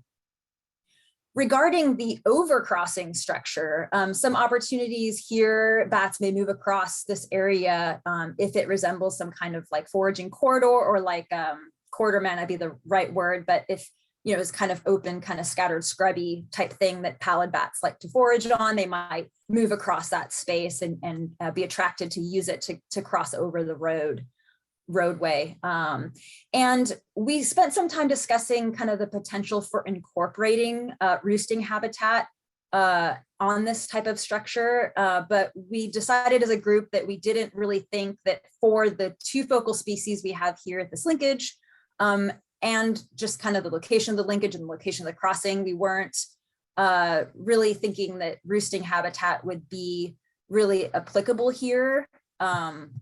There are some possibilities that I'll mention just briefly. At the abutments, it's possible to build some kind of roosting habitat. Again, probably not at this structure, but kind of thinking ahead of future crossing structures in other locations, and having some kind of pier wall to prevent bats from exiting and flying directly over the roadway, but kind of forcing them to come out away from the roadway. And that, again, that was a concern here, was you know, maybe this wasn't the best area. Bats might be inclined to fly into the roadway. We also talked about potentially building something up on top to minimize that collision mortality risk, and having those be kind of up top, kind of towards this, you know, abutment, but like back set away closer to the hillside or something like that. Some type of freestanding roost structure would potentially work for a roost structure. But there were concerns. That was what I forgot to say, was the other concerns here was also lighting, having these overpasses. In this one in particular, there are some concerns about ambient lighting at night, and for the bats that would kind of reduce the likelihood of them using the roost structures as much, unless something could be done to kind of minimize that thing. And yeah, so again, these, you could kind of throw some random, or not random, but you could kind of throw some roost structures at the ends of the bridge. So getting to the probability of use by each of these species at each of these structures, for connectivity and dispersal, we have a fairly high use at Temecula Creek Bridge, provided that some sort of corridor could be provided for bats to pass under the bridge. And this might be a matter of vegetation trimming or clearing. And obviously this would require some maintenance, similar to what Barb was talking about with regard to the birds. But this would encourage the bats to fly beneath the bridge rather than over it if they're doing that. And for roosting at the Temecula Creek Bridge, if suitable habitat is provided as proposed in those sketches, we think there's a very high probability of bats. That should actually be a moderate, not high, for pallid there for that habitat, because our group wasn't convinced that there's actually a ton of pallid bat activity right there at the bridge, particularly underneath it, that the bats may not come underneath the bridge because the habitat on the other side of the bridge isn't really as suitable, but that could change depending on the habitat restoration. Regarding the underpass, we have sort of a moderate possibility of bats, of pallid bats, or I'm sorry, big brown bats going over there and passing through there, and lower, but still possible for pallid bats, but a very high probability for both of these species to roost. And then for the overpass, we think there's like a pretty moderate sense of bats if that habitat is attractive to bats to kind of like move across for foraging in particular. But the roosting just isn't applicable for this particular context at that overpass, at least based on kind of what our understanding of it is right now. So real quick, I'll just dive into a summary of attributes for these crossing structures. So for roosting, we need to avoid artificial light near the roost entrances. We talked about, because we knew some of the other taxa groups might be wanting some kind of skylight in the culvert. And we agreed amongst ourselves that based on observations in other culvert structures, that some daylight in the culvert roosts actually is okay, depending on the context. You would cite the roosts, or at least the day roosts, away from those skylights, and it shouldn't be a problem. So that isn't too much of a concern. We all agreed that at least 10 to 12 feet in height for these culverts for the focal species. So Myotis will use smaller structures, but we thought 10 to 12 feet would be sort of the minimum height for our focal species for the culverts. Unobstructed roost entrances is important for bats to enter and exit and move through these. The minimization of human disturbance is important. I realize that that photo on the left has a ton of graffiti on it, but it does affect bats' use of structures when you have regular human use. And also, it's important that for roosting that these roosts are designed by a qualified bat biologist to ensure their success. In terms of movement, similar to roost, we want to avoid artificial light. And for movement wise, this would be along any kind of path approaching a structure or on the structure to ensure that the bats can move through the dark spaces. And corridors and paths through the vegetation are important for movement through the areas. And then again, minimizing human disturbance. If you've got people camped out under the Temecula Creek Bridge with a campfire or something like that, the bats are not going to want to fly through there at night with those people there. And then for both of these, for movement and for roosting, another attribute could be to improve foraging habitat in the vicinity of these crossings, since there will be some habitat restoration planned, including plant species that support beetles, moths, and Jerusalem crickets, which are sort of the favored prey items for our focal species.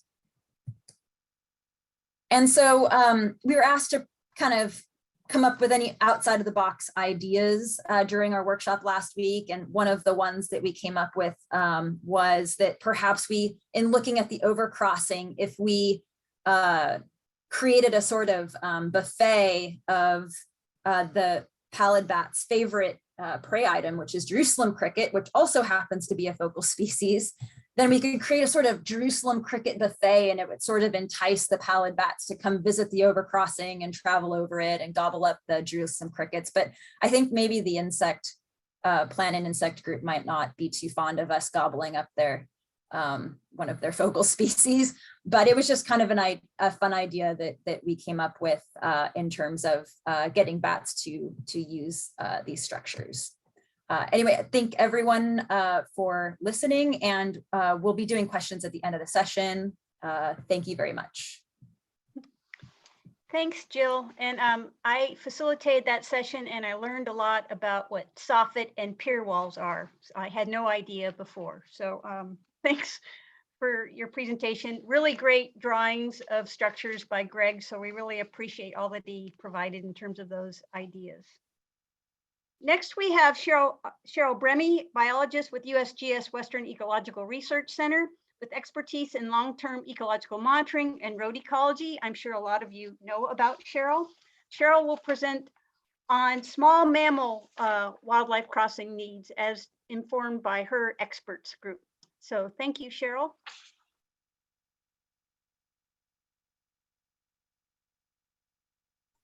Thank you, Trish. So major highways are barriers to most small mammal species, and because they often move, and I'm talking about terrestrial, mainly small animals, because they often move shorter distances and are slower than larger species. In order for long highway crossings to be effective, crossings should minimally provide shelter and foraging habitat. Oh, sorry, my advancing is not working. Click on the slide. There There we you go. Okay. So why small animals? Well, a connected and diverse small animal assemblage is an important part of ecosystem function and resilience. And also, it's very likely that if small animals use a crossing, their predators and other large fauna will also be more likely to use a crossing. We had an awesome volunteer expert panel that contributed greatly to this analysis that included myself and Nancy Frost from Caltrans and Sally Brown from US Fish and Wildlife Service, who were also facilitators of the discussion. And then Adam Backlund, Chris Brown, and Denise Clark from USGS, Rulon Clark from San Diego State, Katie Delaney from National Park Service, Liz Fairbanks from the Center for Large Landscape Conservation, Robert Fisher, USGS, Will Miller from US Fish and Wildlife Service, Steve Montgomery from SJM Biologicals, Deborah Shire from San Diego Zoo Wildlife Alliance, and Scott Tremore from San Diego Natural History Museum. So we had a wide variety of focal species identified from South Coast missing linkages that included reptiles, amphibians, and small mammals with varying conservation status, and included both terrestrial and semi-aquatic species. The terrestrial group was composed of the red diamond rattlesnake, who is associated with open CSS, chaparral, and woodland habitats, the Blainville horn lizard, an open CSS and chaparral specialist, the big-eared wood rat, a closed chaparral and woodland specialist, and then we also added the western gray squirrel, which is an oak tree specialist. The semi-aquatic group included a diverse group of herpetofauna with different aquatic habitat requirements. Spadefoot toads specialize in uplands and vernal pool habitats. The Pacific pond turtle favors areas with deep pools and basking sites. The California tree frog is a boulder stream specialist. And the arroyo and western toads prefer shallow water and sandy habitats. And all of these species also have different terrestrial needs as well. So not all species were evaluated for each passage due to variation in the habitats at each passage and whether or not there was water available. Most semi-aquatic species were only evaluated for improvements to the Temecula Creek Bridge underpass, while terrestrial species were considered for all crossings. And because the gray squirrel is a tree specialist, it was only considered for the underpass and Temecula Creek Bridge where oak trees were present. And finally, the group also thought that focal species the focal species previously identified could be umbrella species for a larger suite of species. For instance, the red diamond rattlesnake could represent a wider array of snake species and or other small animals that prefer open habitats. So in thinking about the designs of the passages, our group, we first considered the objectives. For instance, was infrequent dispersal and genetic connectivity a sufficient goal for the species, or was more frequent passage or use of the passage as living and breeding habitat more important for long-term population viability? We then discussed design elements of the crossing itself and the area leading to the crossing, considering species needs with regards to soils and vegetation structure, aquatic habitat, prey availability, time of activity, temperature, and cover.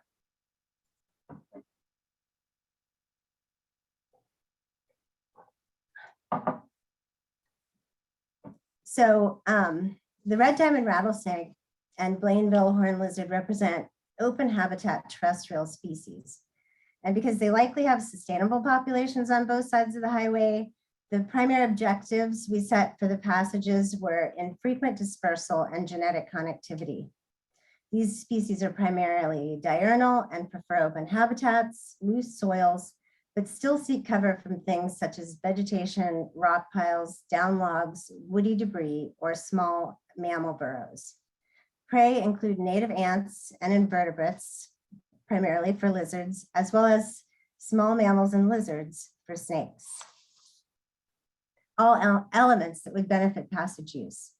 Things that may hinder passage use include noise, vibration, human use, and Argentine ants, which often displace harvester ants, the primary prey for the for the Blainville horned lizard.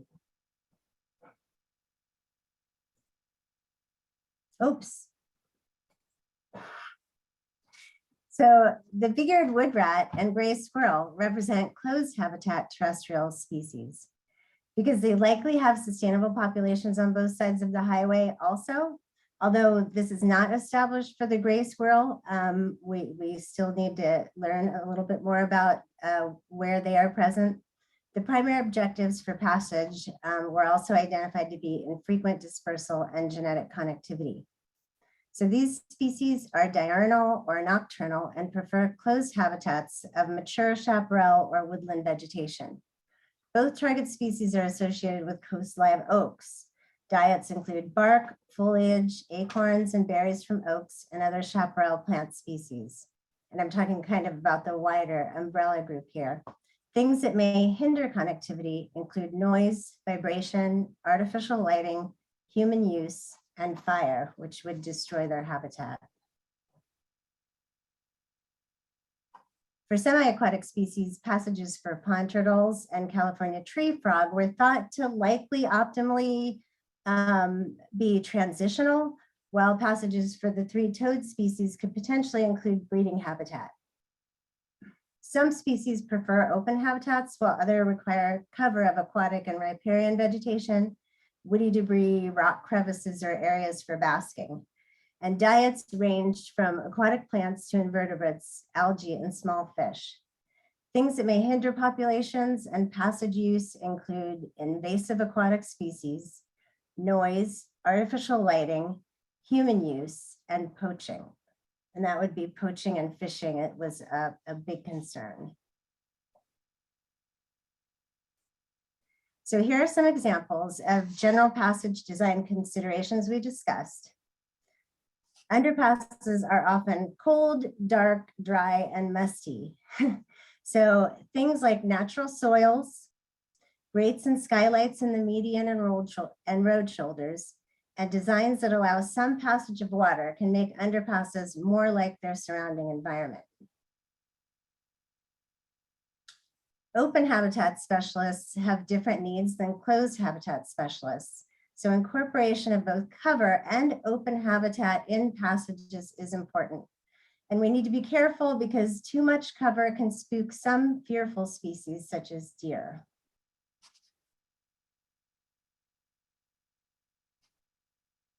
Here's another example of cover in the top right, where we found that repeating piles of cinder blocks increased use of large underpasses by small mammals, rabbits, and snakes. Also, lots of small animals love ledges, as shown on the left and on the bottom. They provide an elevated passage route in dry crossings, and they also provide a dry crossing when passages are inundated with water.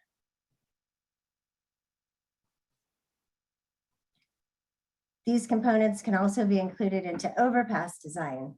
Here are more examples of cover on the top right, included in an overpass design, and ponds on the lower left on each side of an overpass in the Netherlands for amphibians.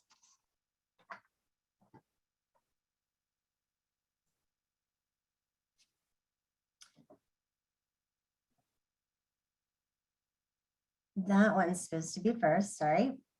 Low barriers can be used not only to keep small animals off the road, but to help them find a passage. Barrier fencing can also be designed to reduce climbing and pacing back and forth by using solid materials and overhangs if necessary.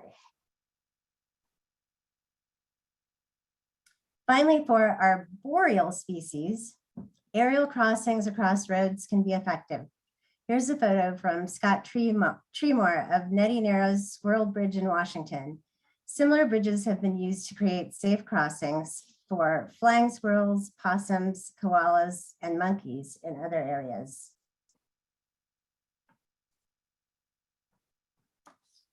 So, based on the diverse target species needs and considering compatibility with other groups, here are some design recommendations for small animals for the proposed underpass, overpass, and improvements to the Temecula Creek Bridge.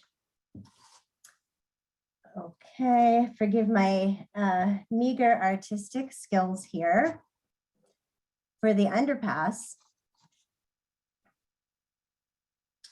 include grates and skylights on the shoulders and median for light and airflow. And the grates would be elevated, so they wouldn't just be a drain or a pitfall trap.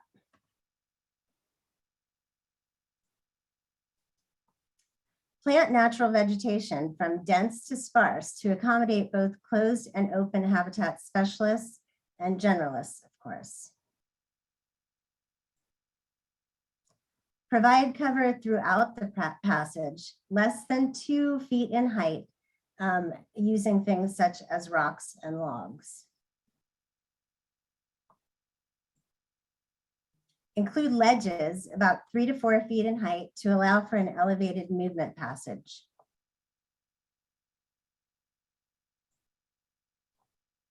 Extend short barrier fencing approximately 2 feet in height from the wing walls to help lead small animals to the crossing. And instead of a concrete channel mentioned in the current plan, design low flow water on natural soils during rain events, and add a second culvert specific for water drainage of high velocity flows. And finally, add sound absorbing material to the inside of the passage to minimize volume and sound attenuation, and especially if steel culvert is used. Okay, for the overpass, tall walls, probably over 7 feet, are needed to provide a sound and visual barrier for animals using the crossing. Guide walls or barrier fencing, short barrier fencing, approximately 2 feet high for the small animals, should be built to lead small animals to the overpass.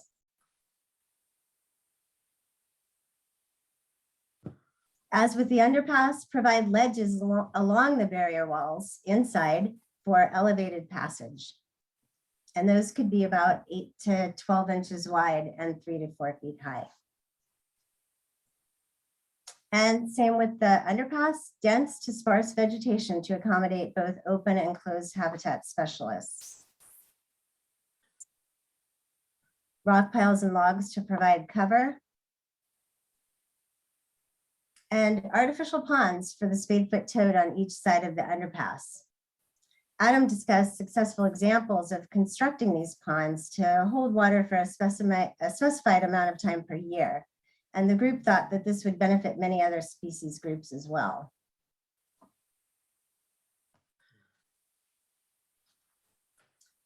For the Temecula Creek Bridge, in addition to the vegetation restoration and fencing in the current plan, we discussed these additional design elements.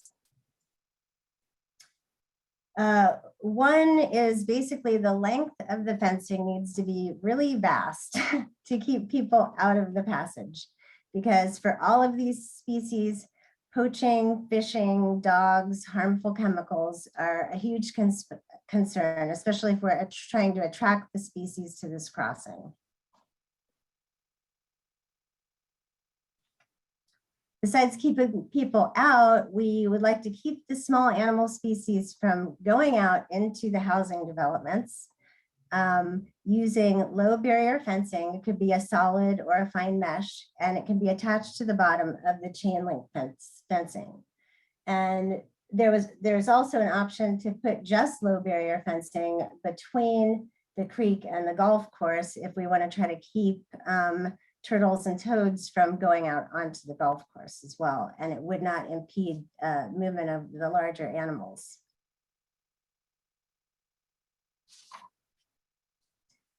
The group also thought that after the vegetation restoration, a flood event should help to create natural channels with a variety of depths and flows to accommodate, the larger suite of species. The group did not advocate adding boulders or deep pools for the Pacific pond turtle or California tree frog, but thought it would be more transitional habitat for them to move between suitable habitats, using the habitat under the bridge, possibly during flood events, while it could potentially be good breeding habitat for the arroyo and western toads. And one of the biggest threats to all of these species are invasive aquatic species, particularly bullfrogs and large predatory fish.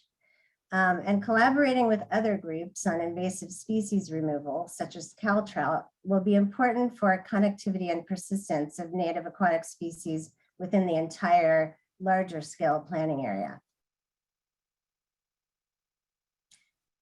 Finally, there's no drawing for these, but design elements for terrestrial connectivity under the bridge may include rope bridges among trees, ledges along bridge abutments, and ensuring a terrestrial path or a corridor underneath the south side of the bridge, since the north side may be cut off by the fence.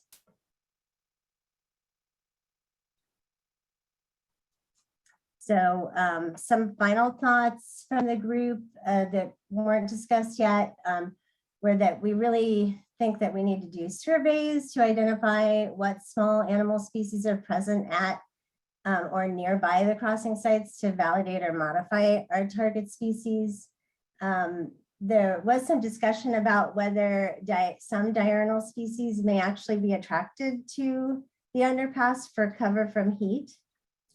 And we also discussed the ponds installed for the spadefoot toads that could, may be beneficial for use by a number of other target species groups that are being talked about today.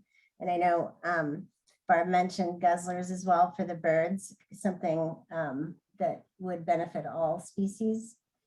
And then design considerations for arroyo chub and steelhead trout still need to be incorporated in the Temecula Creek Bridge planning. These were aquatic species that were originally supposed to be a separate team, but then we decided to take them on, but then we didn't have enough time to talk about them. so they still need to be evaluated. And then once again, we want to thank the expert panel for their valuable input. All contributed greatly to this discussion. And if I misrepresented or forgot anything, or you want to discuss your research related to this, please feel free to speak up during the question and answer period. Thank you.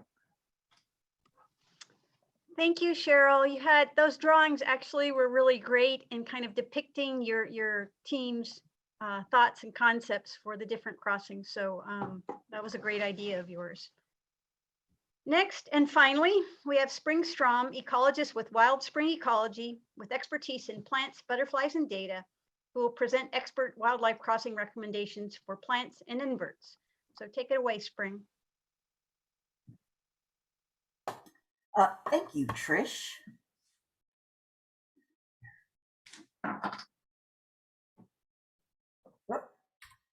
Okay. Thank you, Trish. I am going to talk about the plant and invertebrate component of this project. Before I get started, I want to thank all of the experts that worked on this topic in this topic area. So why do we need a corridor for plants? It's not like they get up and move around. As it turns out, they actually do.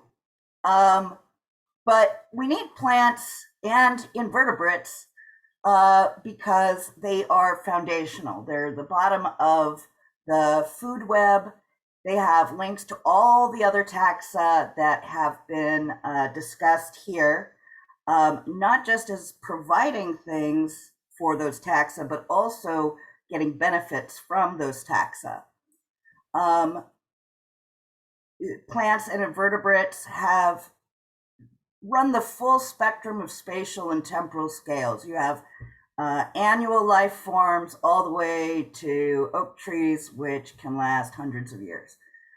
They also have a broad range of dispersal mechanisms, from flight to very slowly walking. And of course, they have the same needs for mixing and moving to new habitat patches that everybody else does. And finally, there are special status species on our list. So we took an approach by sort of thinking about these species in different types of crossing guilds. So our walkers are the Tamima walking stick and Jerusalem cricket. They're walkers, so they have issues with large barriers and the approach. We have a number of plant species that are whose movement is actually mediated by animals. So that's rainbow manzanita, Engelmann oak, and chaparral yucca has a specific pollinator. And then finally, the butterflies that our group addressed are flyers. But the important thing to keep in mind about butterflies is that different species fly at different heights with sort of different flight patterns. So they're not all the same. And like the other, the bird and the bat group, they don't just fly over highways. Okay, so regarding crossing needs for these different species, if we want Tamima walking stick, Jerusalem cricket, or Comstock's fritillary to cross, they are going to need a structure. Comstock's fritillary is one of those butterflies that flies closer to the ground. And then, as I mentioned before, the walking stick and the Jerusalem cricket walk and can be stymied by barriers of all sorts. Species for whom a crossing would be beneficial but may not be absolutely necessary includes the rainbow manzanita that will hitch a ride inside the guts of larger animals. The chaparral yucca, it's pollinating moth. The average movement distance is around 60 meters, so they could use a little bit of help getting across. The California sister and pale swallowtail can also use some assistance hopping over the freeway. But then we have a scale mismatch and some impracticalities when we think about the Engelmann oak. And that's not to suggest that Engelmann oak is irrelevant. It could be of great use to many of the taxa under question. But in and of itself, it's wind pollinated and it benefits from having its propagules be sort of interesting food items. So we expect that things like scrub jays, other birds, and small mammals will sort of move their acorns around implicitly if we can get them across the highway. We struggled with monarch butterfly as well. They are our migratory species that span large distances as they go. So we'll talk about that a little bit later. Crossing needs for our walking insects. The Tamima walking stick needs some contiguous shrub cover. It favors Adenostoma or Chemise and Ceanothus species. Well, those are the hosts. And it needs some topsoil to coat its eggs. I also think it is worth pointing out that for this species, it's going to take generations to cross. And if they aren't already located near the crossing location, we may never get them sort of in the area. So it takes those guys some time. Jerusalem crickets burrow into the soil for a lot of their lifetime, so they need appropriate substrate. We don't actually know the specific species that are in the area, and so we maybe need to look into very specifically what sorts of soils they use and what their specific requirements are. Jerusalem crickets also would benefit from noise reduction. They drum their abdomens on the substrate to find mates, and it's unclear whether they could hear each other over the sound of the highway. It seems improbable. They are nocturnal, so they need darkness during the night. We also thought about, the possibility that these guys could use just their own small, sort of minimal crossing targeted specifically to them. So there are other culverts under the 15, and it might be possible to renovate or revamp some of those to create a Jerusalem cricket only sort of crossing area. Okay, so for our animal-mediated dispersal species, rainbow manzanita and Engelmann oak both provide food items for other animals, and their seeds get cached or excreted out of the animal. So if you are addressing needs, particularly of that mesopredator group, you have probably addressed issues for both of these species. They do have specific soil requirements, which are not the same, which makes this a challenge. Rainbow manzanita requires sort of gabbroic, magnesium and iron rich soils. They also, I don't believe a study has been done on rainbow manzanita specifically, but Arctostaphylos is a mycorrhizal species, so some soil flora is necessary. We don't know what the rooting depth is or whether we can put rainbow manzanita on a crossing with only 3 feet of soil, but that is something that could be found out. Yes. Engelmann oak, likewise, seems unlikely that we're going to be able to grow oak trees in 3 feet of soil, or that they will remain upright in high winds. So we don't think it's appropriate to put them on the crossing. However, using them as a structure for the approach may be exactly right. Okay, so then we have also animal mediated, but this time by a pollinator, the chaparral yucca. It's unclear which species of pollinating moth it is. There are a small number locally, but specifically right at that location, which one needs to be there is unclear. The moth, which the yucca needs, can be impacted by direct light in a negative way. Sky glow appears to be okay for these guys. The moth, again, has a average movement, I put 60 feet. I believe it's 60 meters.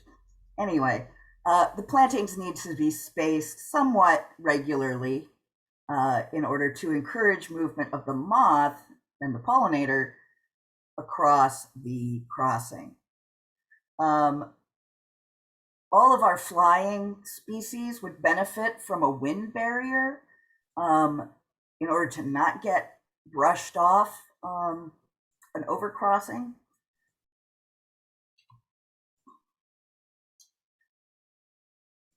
So for our flyers, we had a series of butterflies, some which have very specific host plants and others which are more generalist.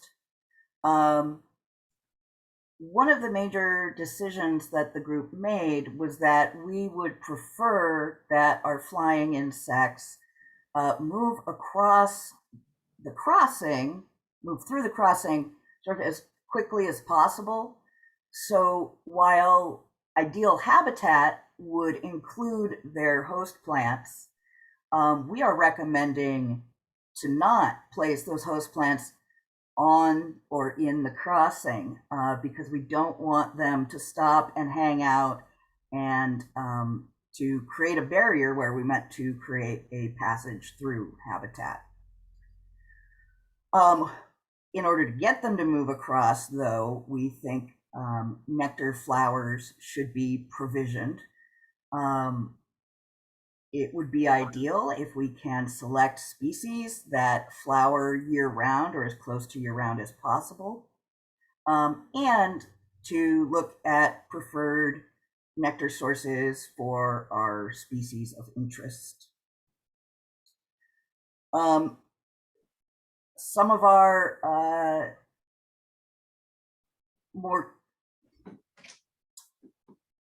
sort of wackier suggestions include the wind barricade.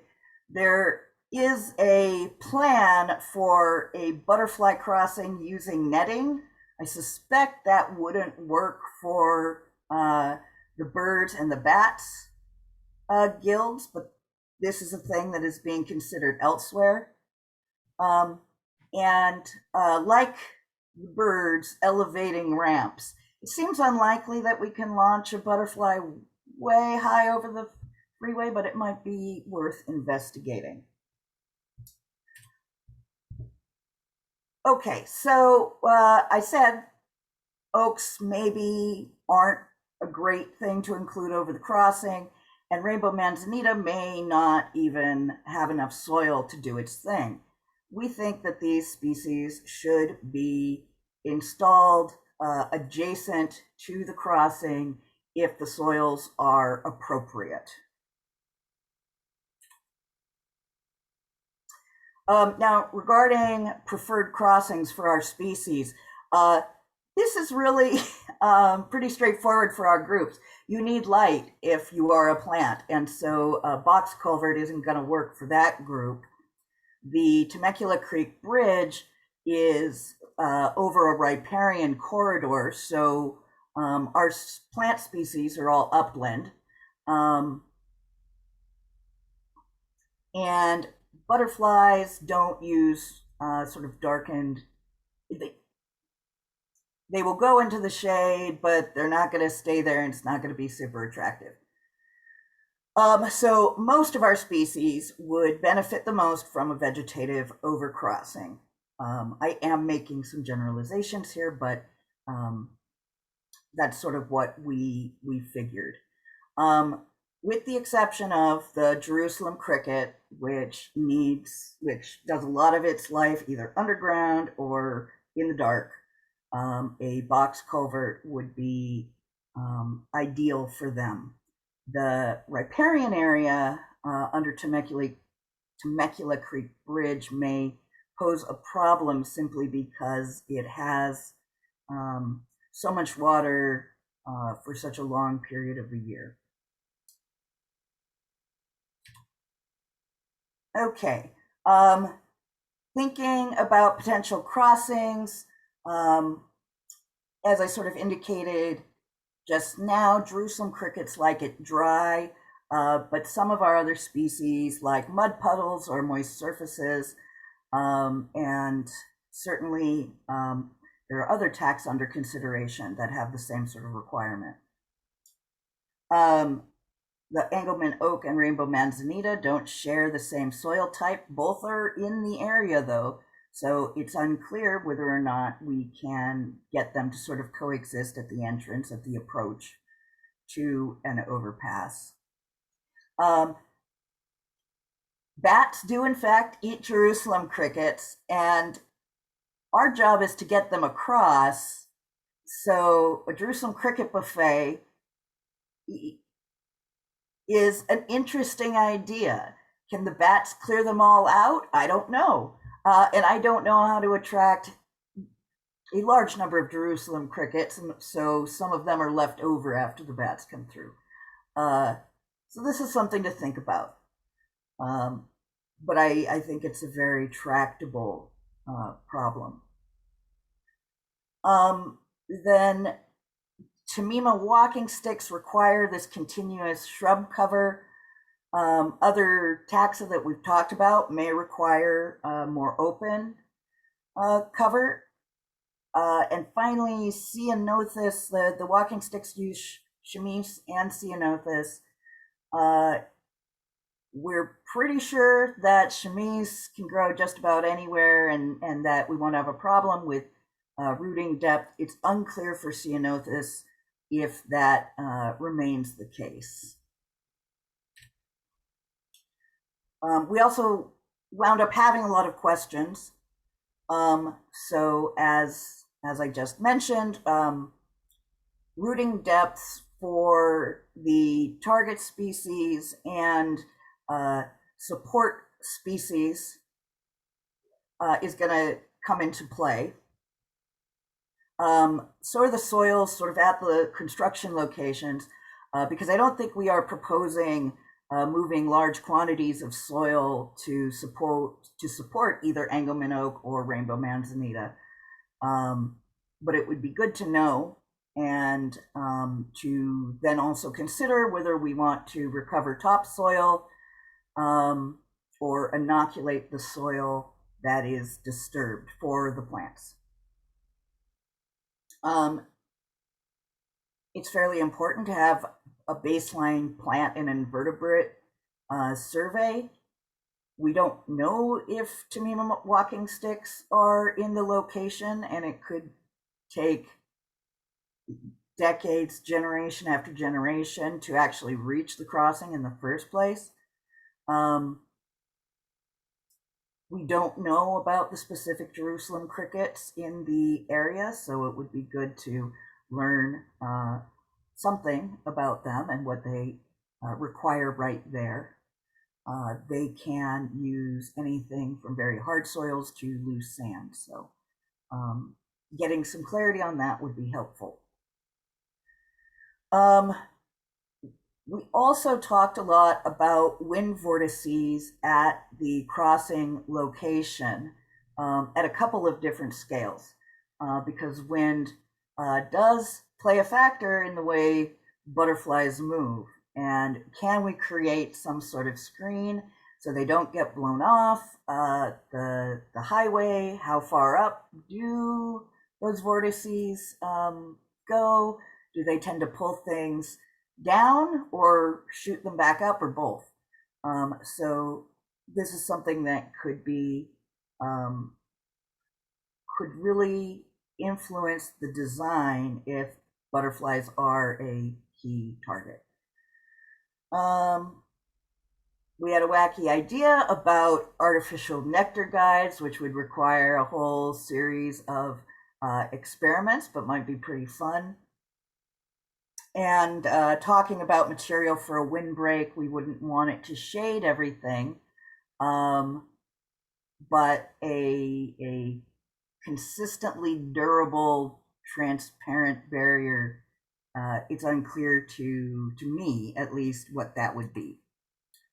So we came up with a conceptual design of what would work well for our species. This where I was aware of other species requirements, I tried to incorporate them, but take this with a grain of salt. We think that having a butterfly garden sort of situation near the entrance to the crossing would be ideal.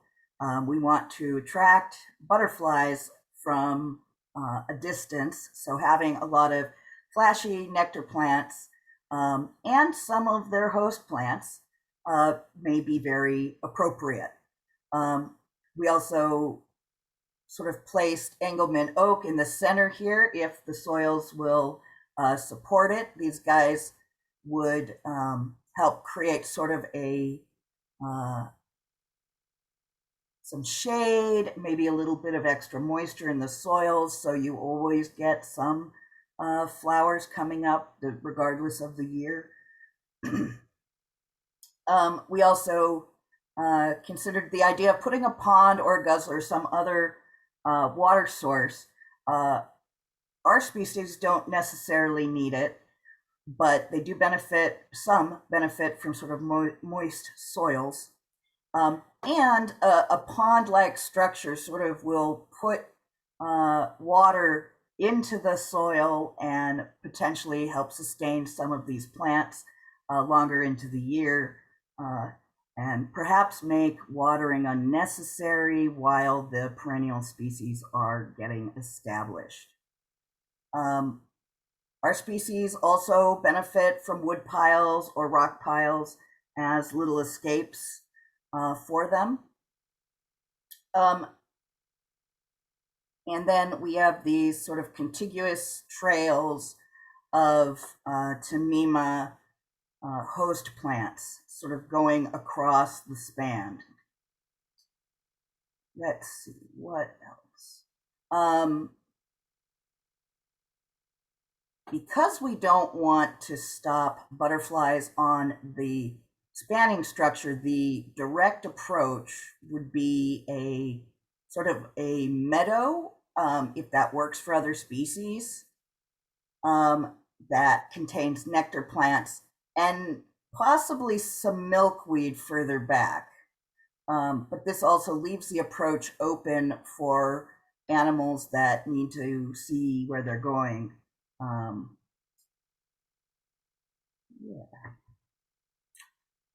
Okay, we also thought there were a few gaps in our sort of suite of species. So we're recommending that some night flying insect get added.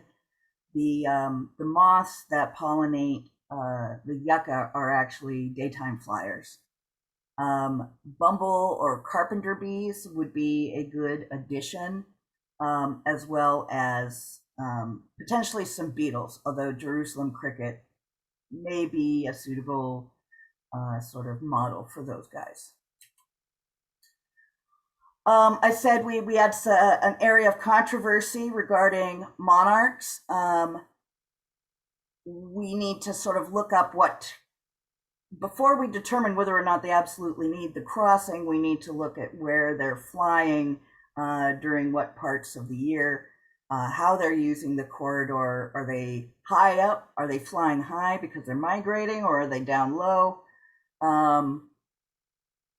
And you know, one argument in favor of continuing to include monarchs is that they are a charismatic, very popular species at the moment, so it's an easy win.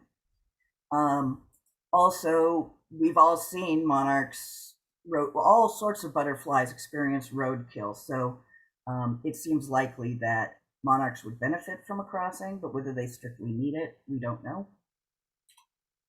Okay, thank you, and I will give up the screen now. Thank you, Spring. Lots of great ideas. I see lots of synergy with the different concept for the different guilds, so that's good, and a few conflicts as well. So it's really great to have you all participating. We got a lot of great back and forth going on in the chat as well. So check that out. Take it away, Nancy. All right, thank you, Trish. So we got a lot of great questions and feedback in the chat. So I'm going to just run through some of those. And even if, say, you've addressed some of the questions in the chat, just go ahead and feel free to articulate that to the group. So our first question came from Matthew, and that's for either Winston or Megan. And the question is, what distance from the crossing is suggested for habitat modifications?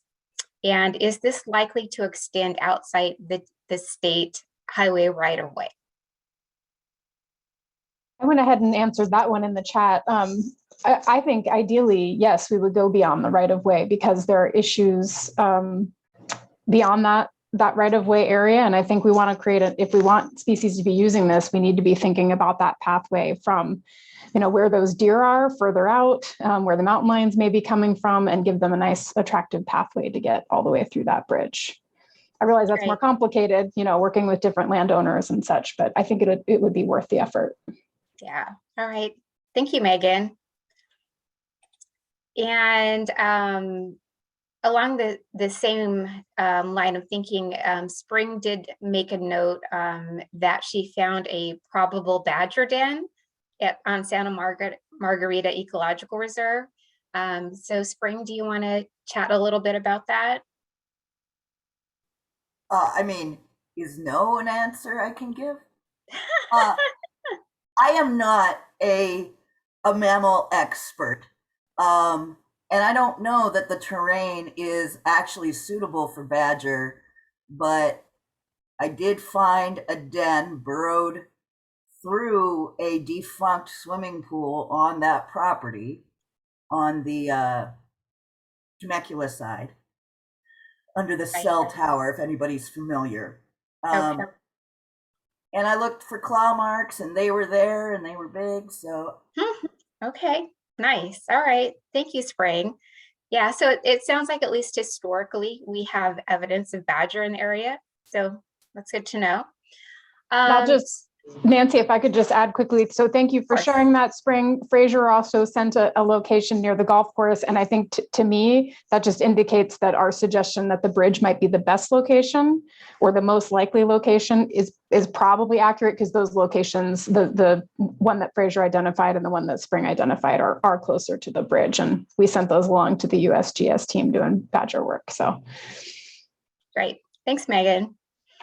Yeah, and I guess I would just add really quickly that I think badgers would use any of the passages because they're moving such long distances. I mean, up to 300 square miles home range and they have been documented at chaparral habitats. So yeah, I would keep, it's just that they're, such low densities. It's really hard to get them on camera. Yes. All right. Thank you, Cheryl. So the next question is for Barb. And Barb, this comes from Amy Vandergast. And she asks, would tall structures on either side of the highway attract raptors? Sorry, what was the question? So the question is, would tall structures on either side of the highway attract raptors? Yes, and the answer is yes. I thought she was asking what tall structures would attract raptors. Okay. Yeah, the tall structures along the highways are what attract them. They use them for perches. So, so there's a conflict between trying to identify ways where if raptors are going to come to the highway and try to cross it, how to get them high so that they're flying high over it versus not even attracting them or trying to deter them in the first place. So that's kind of the challenge. So, it may not be possible to eliminate all tall perches, but if those just serve as sort of like the Bob catapult with if those just launched raptors high over the highway, that is fine. It's if they're attracting them and then they're swooping down onto the pavement to try to grab something, then we would want to deter that. So but that's a challenging one. Mm-hmm. Yeah. Thank you, Barb. Another question for you from Elisa is, did you notice any changes in bird dispersal patterns during the COVID shutdown in 2020 when highway usage was reduced? Well, so we don't have any research in the area of I-15, if that's what the question was focusing on. We haven't been monitoring any kinds of anything there. Right. Have you noticed reduction in any other road areas that you've been working on or near? Boy, I would really have to think about that. I mean, most of the species that we're working with annually are migratory birds that, you know, just fly and settle. I'm not going to be able to answer that now, and I would even have to dig deep to think about areas that could have shown a difference in highway traffic, you know, in the middle of one of our study areas where we would have been collecting the data to be even able to evaluate that question. So, but that's a good point though, that, you know, bird behavior, animal behavior really changed in response to changes in human behavior during that first COVID year in particular. Yes. So that's a good point. Yeah. All right. Thank you, Barb. So in terms of the next question that came along, this is for Jill, and this is from Jonathan Fusaro. And Jonathan asks, were exclusion devices included in the design of roosting structures for use when work or maintenance will be needed on the culvert or bridge?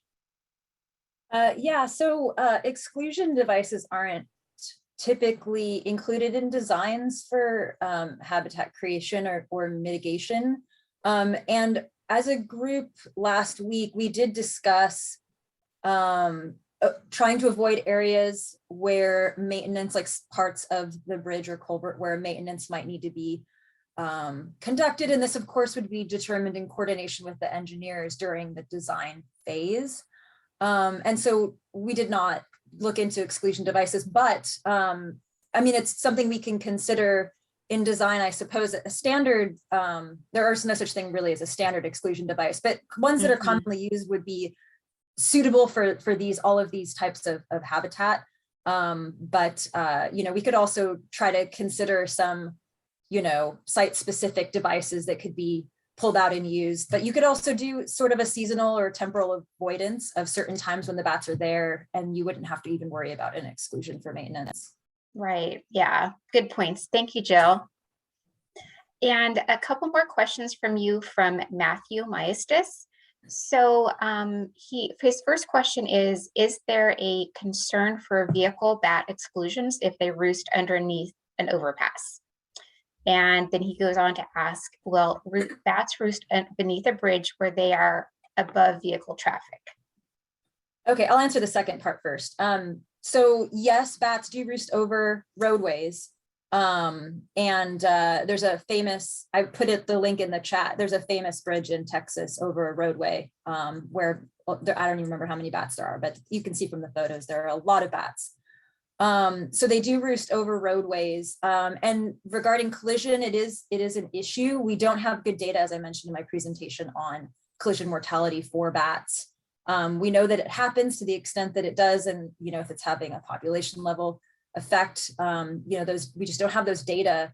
But we do want to minimize that potential, and that's why when I discussed the overcrossing design, we just decided as a group, because there was so much roosting habitat available in the rock outcrops immediately adjacent to the proposed overcrossing location, as well as just the issue of trying to integrate it in, that we weren't really pursuing design for roosts in that structure type.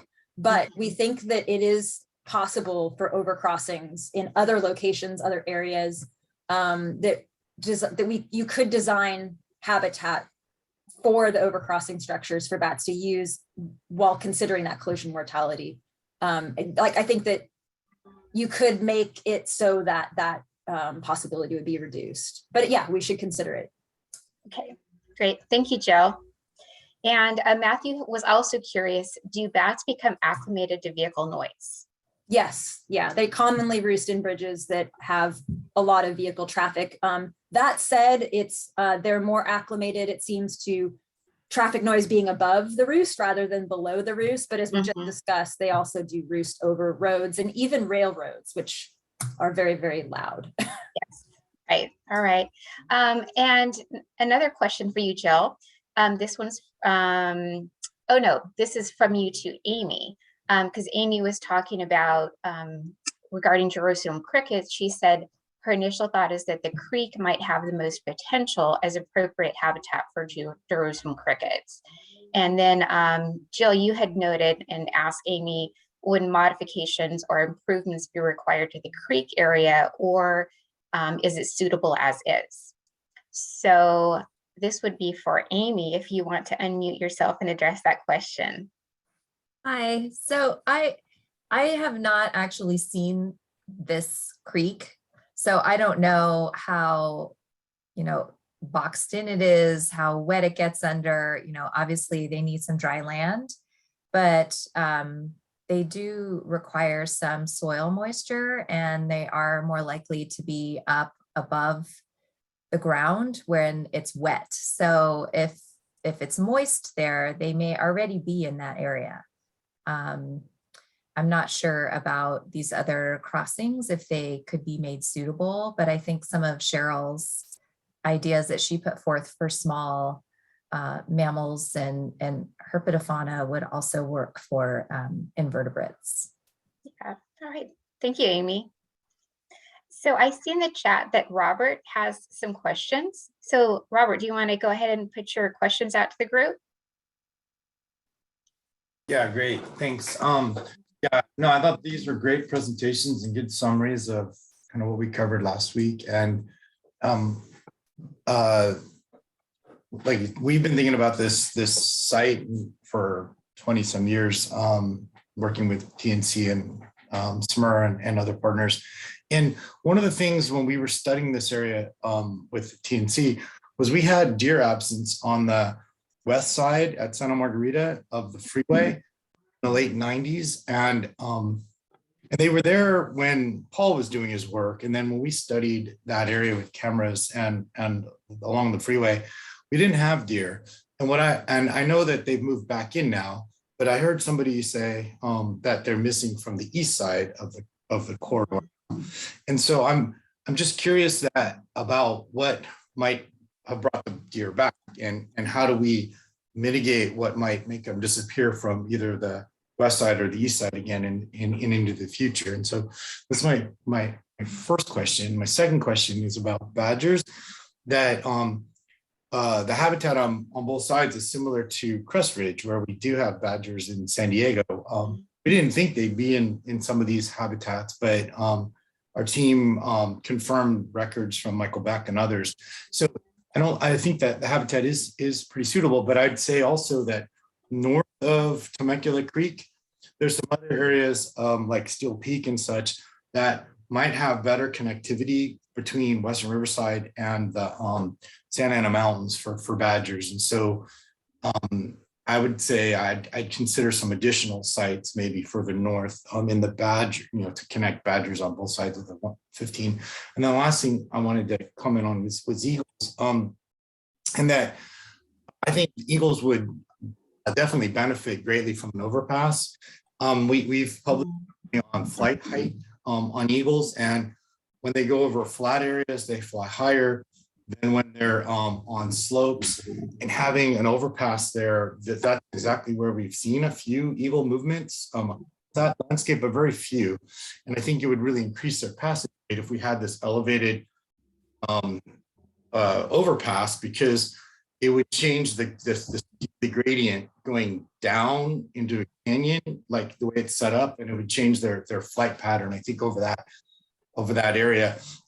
Similarly, I think Liberty Canyon is going to be a good test case for whether these land overpasses work for eagles. Hopefully we'll have some eagle movement data from some study, either ours or someone else's, that might show that overpass will be used, because for all of the eagle data that's been collected for the Western US, nobody's had eagles move into that area in the Santa Monica's.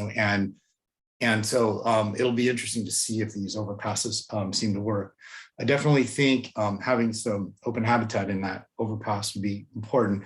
And I'm not sure that the roadkill tied to raptors, which we see tons of raptors on roads all the time, but from our eagle work, that their roadkill rate seems to be very, very low compared to other raptors in the system. And it would be interesting to look at Fraser's data more closely to see where eagles are being hit and what's happening with them. But there's a pretty good network of people that are tracking roadkill eagles. And 90% of the roadkill eagles are actually turkey vultures, red tails. They're not actually eagles. When we actually confirm the bodies of what somebody's told us is a dead eagle. And so I don't know that the roadkill is as important, but I think there's an avoidance of human landscapes, and this would mitigate that avoidance, I think, of the freeway. So I guess the first question is really on deer, and the other were just comments, I guess. Yeah, great. Thank you, Robert. So I understand that Jonathan Fusaro has some critter crossing concept diagrams you'd like to share. Yeah, Trish will share that for him if I can find it. Yeah, thank you, Trish. Let me just. So I'm new to this group, so I'm really happy to be involved. I just started with Caltrans a little over a year ago, and I am in District 9, so the Eastern Sierra, and I'm working on multiple wildlife crossing projects. And when I was in Montana, I worked with Carrie Forsman, who's a retired mammologist, who developed this critter crossing design. And I haven't seen it in California yet, but it has been used effectively in other parts. And I'm not certain if the manufacturer is still making this, but the general concept of it, I thought, is really clever, and it works really well for small animals. And just to kind of go over it real briefly, looking at it, it's a modular system that can be put into any culvert, retrofitted into new or old culverts, comes in 8-foot sections, and you can bolt it together for any length culvert that you want. Basically, it keeps the animals out of the water, and during high flood times, you can actually pull this whole system out if you need to, because of debris maybe taking it out. And the design allows water to go through it, as well as it has a tube along the entire stretch of it that allows small mammals to go through that tube and stay protected from other predators that might be interested in getting after them. But I just thought I'd throw this out there as an idea for certain areas where we're going to be considering it in our region. And there's probably other designs out there as well that work really well. I just thought people would be interested in this, so I wanted to share that. So thank you for letting me show you that. Great. Cheryl, do you have any comments? Yeah, I mean, it's really the same concept as the ledges that I was talking about, but I think talking about, we didn't get a chance to talk about enhancing existing culverts for use by small animals. And I think, yeah, this is a great way to do that for sure. And as far as I know, I haven't been able to find any companies that actually particularly make these. So I'd be interested to know if they are still making them. From my experience, they still have to be special built. Sure, and I will dig into this and see if the company still exists and if they're making it. This was a number of years ago, and get back to the group and you as well and find out, yeah, who's making these. Thanks. Great. Thank you for sharing, Jonathan. Good information. Yes, thank you. So a couple of the groups noted that it may be beneficial to have guzzlers or small ponds on either ends of the crossing approach. That include the, Cheryl, that was something that you had mentioned. Sally made a comment that she would advise against guzzlers based on her experience at Laguna Canyon Road. The guzzlers were not accessible, filled with algae, ramps became slippery, and small animals actually began drowning in them. And I see in the chat that Cheryl, you commented that Adam has information on specially built shallow ponds that would avoid this concern.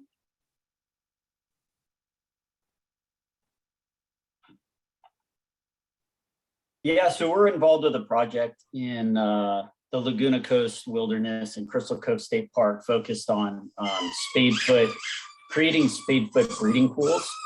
And I think that we've been documenting, they've been able to predict the hydro period of these pools, targeting spadefoot reproduction, but we could modify that to target whatever whatever the goals would be for this project, because this would be definitely for a broader group of animals.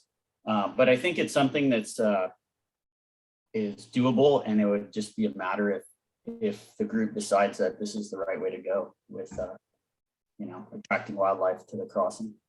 Yeah, great. Thanks, Adam.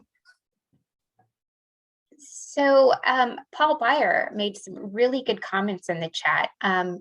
Paul, would you like me to hand over the floor to you, and you want to share some of your thoughts and questions with the group?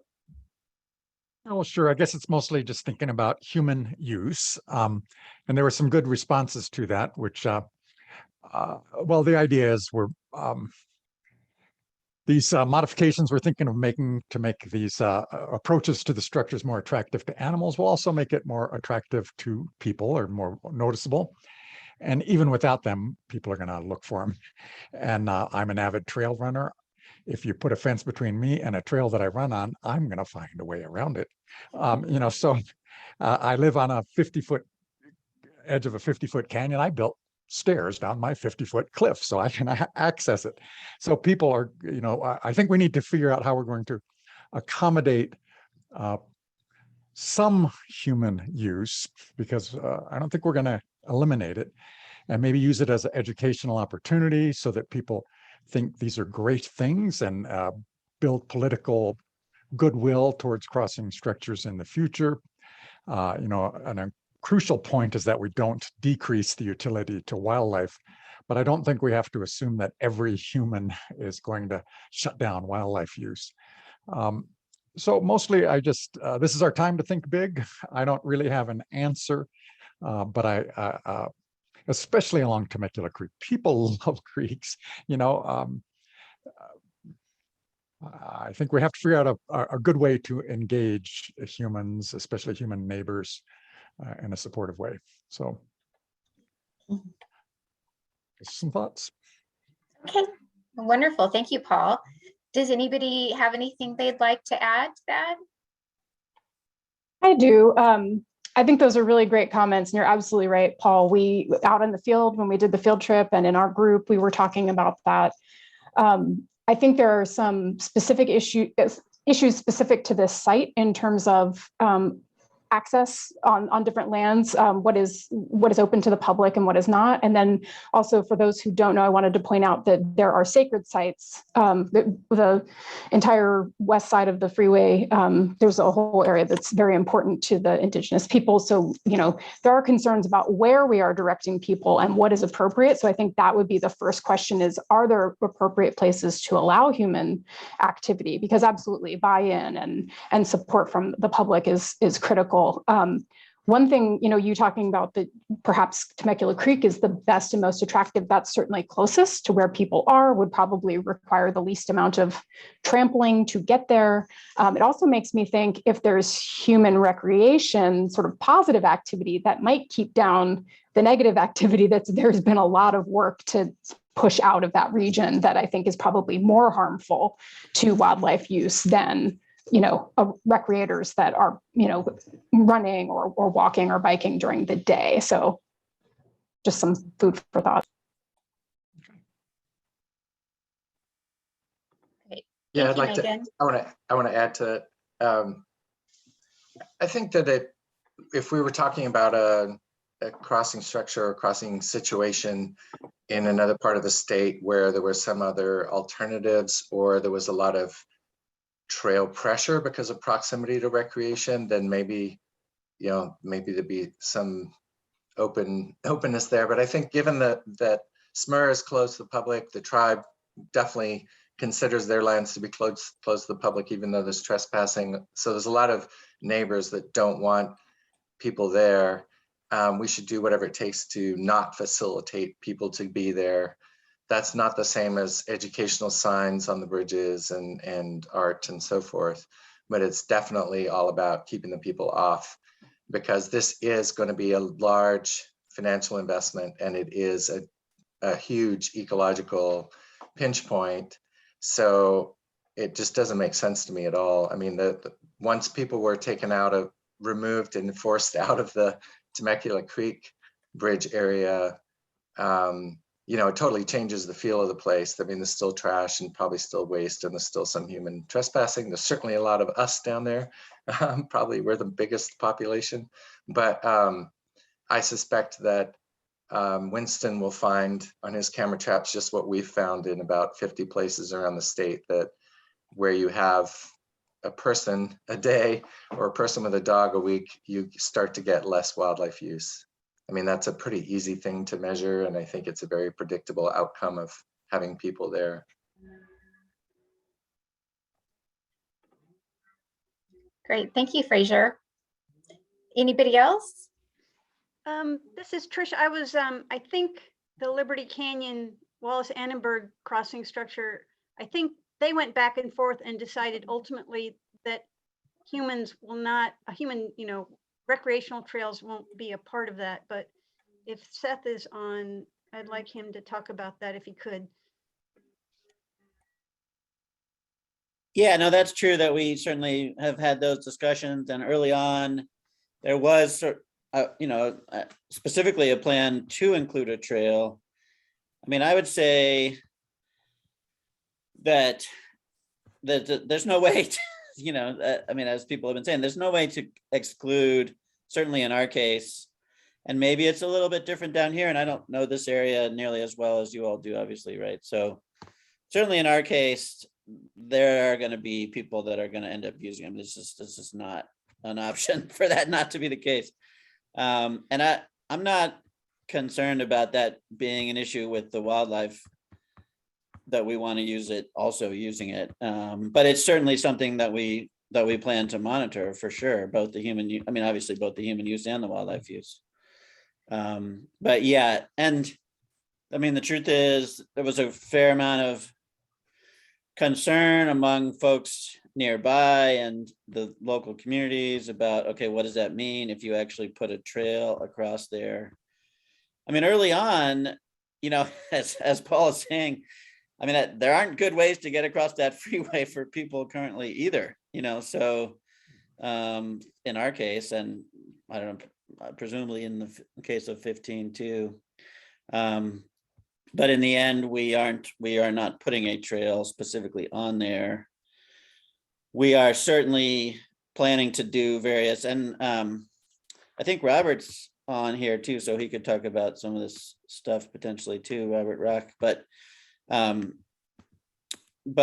we certainly are going to be doing various kinds of outreach and those kinds of things, just not in the middle of the crossing, at least sort of is the plan currently. But yeah, so I don't know if that's helpful. I mean, certainly in our case, we have just reams of data from tracking animals and from remote cameras of people and wildlife sharing trails all over the place in our area. So I'm not concerned about if there is some human use that's going to be an issue with use of the crossing.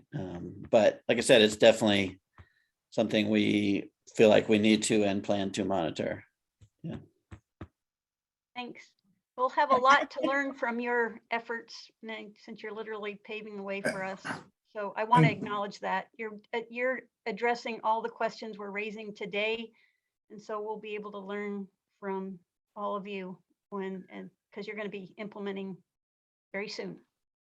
Yes, I mean, hopefully, although we won't, we'll have all the answers, but yeah, hopefully, as you said, lots can be learned from every case, the case that at Liberty, at the Annenberg one, but, in these other ones too, as we keep saying, we hope this is, just the beginning, so. And like Seth's circumstance is so much more exposed to humans than this circumstance as far as, and so I think they'll like, I think definitely be able to come up with some technological solutions to people ahead of us actually constructing this. And I don't know what those technological solutions could be, sound or noise or something that is really annoying to people that would keep people from using those trails and those structures. But I'm much less concerned about humans because there's no parking, it's no access on both sides. We don't even know what how steep that route's going to look like going up the east side of Santa Margarita. So to me, it's less of a concern. And we'll trial out in Seth's landscape that first and come up with some solutions first to people. So are we talking about the Temecula Creek Bridge here or the overpass? Oh, I was just thinking about the overpass. Sorry, the Temecula Creek. Right, because Temecula Creek Bridge, like, I mean, there may be avoidance with the medium and large animals where they're avoiding activity at the same time. But when it comes to us creating habitat for pond turtles and arroyo toads and things like that, I mean, that's where, you know, the people will just come and they'll pick up the turtles and walk away, and they'll use it to fish and recreate. And I think the small animals are going to be super vulnerable to the level of human activity from the adjacent housing complexes and things like that. So I think that's a key part of the planning, at least from the small animal perspective. Yeah, I want to add too that which structure you're talking about really is going to have some critical enforcement of keeping humans out issues. Like Applegate property already has bikers going through it because it always used to have bikers going through it. It has people walking around on it. It's pretty easy to trespass from the roadside. And the bridge, the existing Temecula Creek Bridge, is obviously accessible from town, but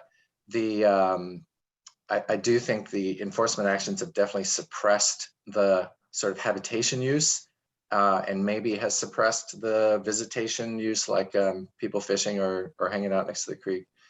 But ultimately, it's going to be a continuous grind of keeping people out. I don't agree at all that you can put people in there in some open, interpretive, artistic, educational way. I think it's just too difficult and the space is too constrained. And why? I mean, you know, we have a lot of landscape available to us to recreate.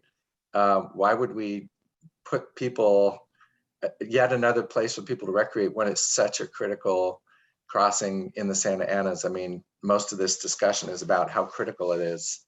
I think we need to keep ourselves out and suppress our trespassing urges, no matter how strong they are.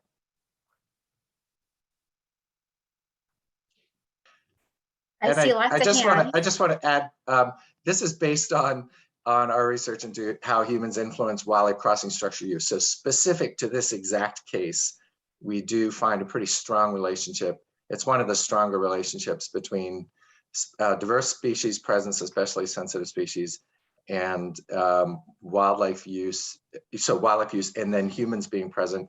And just because they may shift nocturnally doesn't mean they're still there. They're still there nocturnally, but you know, now you've changed their behavior so they can accommodate our behavior. Great. Thank you, Fraser. So I see hands up. Jonathan, you've had your hand up for a while. Do you want to go ahead?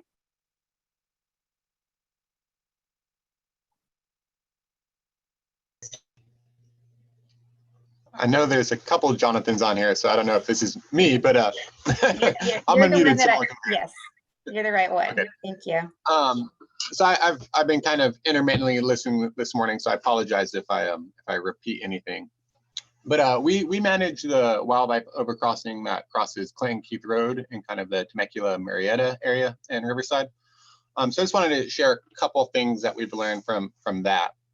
One of them was when that bridge was built, long-term maintenance of the infrastructure on the bridge wasn't really taken into consideration. So right now we're trying to deal with the wildlife fencing that runs along the bridge is eroding out in spots and is going to require a fair bit of work to repair, which is not done by us, but is done by the county roads department. And they have no way to get there without disturbing habitat. In hindsight, or even really getting super close to it. In hindsight, I think it would have been better if there would have been some access roads that kind of came up at least to either side of it, so they could get closer to be able to maintain the infrastructure on the bridge should any issues arise. And kind of same for the habitat too. So we walk in and we do weed removal on it and spray herbicide to keep the non-natives down or from colonizing. The native habitat is doing very well in there. But yeah, just having a way to be able to access the overcrossing to do maintenance on the overcrossing, I think is pretty important. That bridge, when it was completed, cameras had been on it to monitor usage by wildlife, and almost immediately people started crossing it. I think a very, very different scenario from this bridge on the I-15 that's being proposed, because there's much less use on either sides of the bridge. And the land is open to the public on either side of our bridge. So pretty early on, we had to, and I hate saying this because it sounds so terrible, we had to fence the bridge to keep people off of the bridge. So we used it as wildlife friendly fencing as we could, which is basically a T-post and wire fencing. It's just 3 strands. It has big gaps on it. Pretty much all wildlife could either go over it, through it, or under it. So it hasn't appeared to decrease use by wildlife, but has done wonders to keep the people off the bridge. It's more of like a symbolic fencing. As people approach it from either side, they hit a fence line, and there's no trespassing signs on it. So yeah, food for thought. Yeah, that's good. Thank you, Jonathan. It's nice to know that just even something symbolic is effective. Can be. And then one other point on that, the kind of nocturnal versus daytime use. Some user groups, particularly mountain bikers, and in the summertime, they're out at nighttime with headlamps. So even if you were to try to, maybe have people be on it, and you think that at nighttime the animals could use it, I wouldn't guarantee that. Right. Yeah. Good point. Thank you. So Spring, I see you've had your hand up. Do you want to go ahead and ask your question or make your comment? Just a comment. I used to live on the Santa Margarita Ecological Reserve, and my driveway was basically the Temecula Creek crossing. So just for, regardless of what side you land on, regarding incorporating people explicitly, that is a issue at that location that I don't think is going to go away. And so recognizing that is going to be a perpetual problem, I think is an important thing to do during this process. It just there's a lot of use down there. They've done a good job of excluding sort of casual users, but during our field trip, we saw, whole sections of fence clipped and peeled back. So I would just say planning it one way or the other, you're always going to get people. And that's it.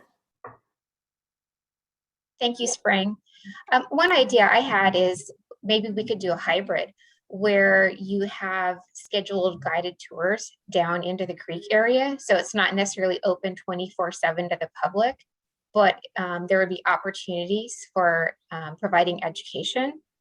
I don't know if that is something that would be considered, but maybe that would be a way to allow people down in there for educational purposes and not having access all the time. So Jesse, I see that you have a hand up. Oh, yeah, can you guys, I think you can hear me. Maybe you can see me now. I don't know. Just about the people aspect. And when I used to work as a land manager, we had several preserves that people really wanted to be, they wanted to use those preserves. Oh shoot, you see oh darn it, I was hoping you wouldn't see that, sorry.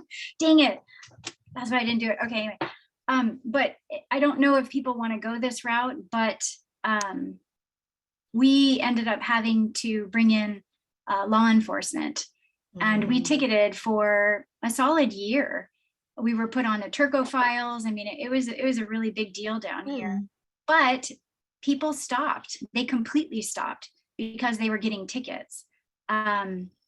I also know that Marine Corps, Miramar had to do the same thing, and they started confiscating bikes and ticketing, and that also stopped people from going onto their military lands and traversing the lands to get to conserved lands on either side. So it does work. You have to have a presence, a pretty strong presence in the beginning. and then you taper it down, but it does work. So you can really reduce human use if you get serious with citations. So that's all. Great. Thank you, Jessie.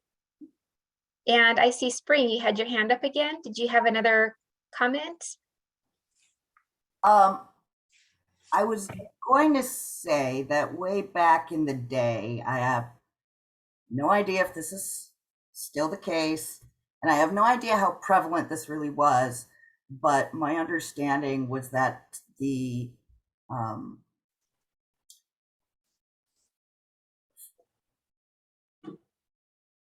Temecula police would sort of drop off people who were having issues right at that place that used to be a park and ride that's right by the creek as well. So that's another source that may be problematic, and that population would be looking for places to live rather than being a casual user who could be diverted with a tour or so forth.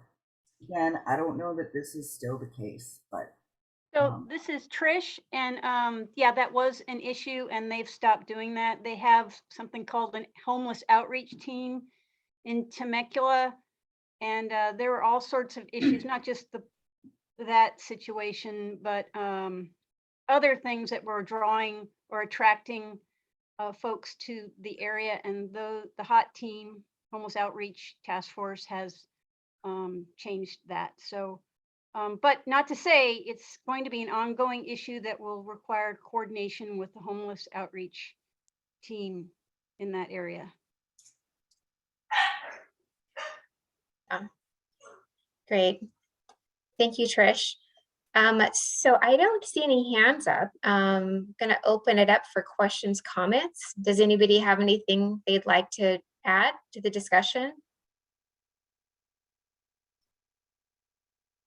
One thing I was going to add somewhere, maybe closer to the end, but just to help keep this in mind, is that we're really focused on I-15 and these particular spots and everything, but we don't want to take our eye off the ball that there are secondary barriers when it comes to connectivity across the region. The Palo Temecula Road and Rainbow Canyon Road are both parallel roads that have potential for barrier effects, and that from the standpoint of the mountain lions, we since we've been looking at this especially closely with the cameras, and then there have been some collared animals in the last year to have crossed I-15, but in different locations, places we would not have expected. One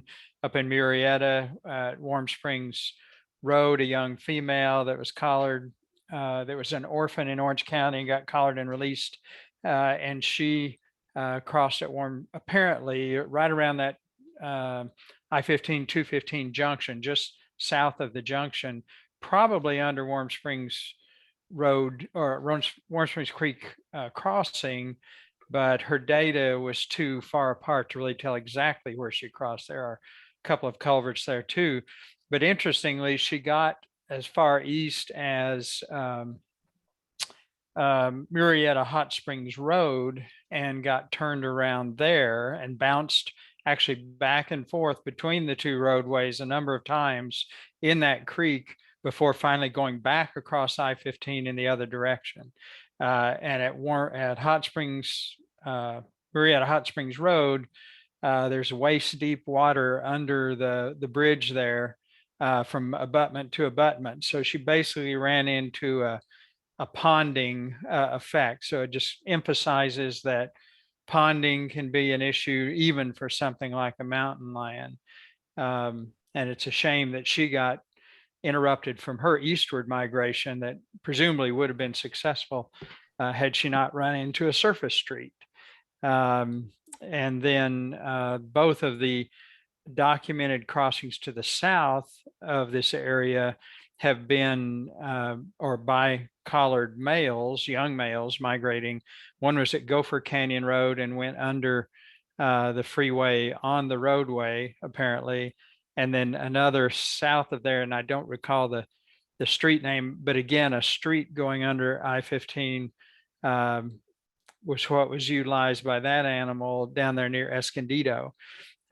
So and that animal actually turned around and came back as well and crossed I-15 going back the other way. So there are many challenges, and we have to think about these secondary barrier effects as well, and really examine where those may exist.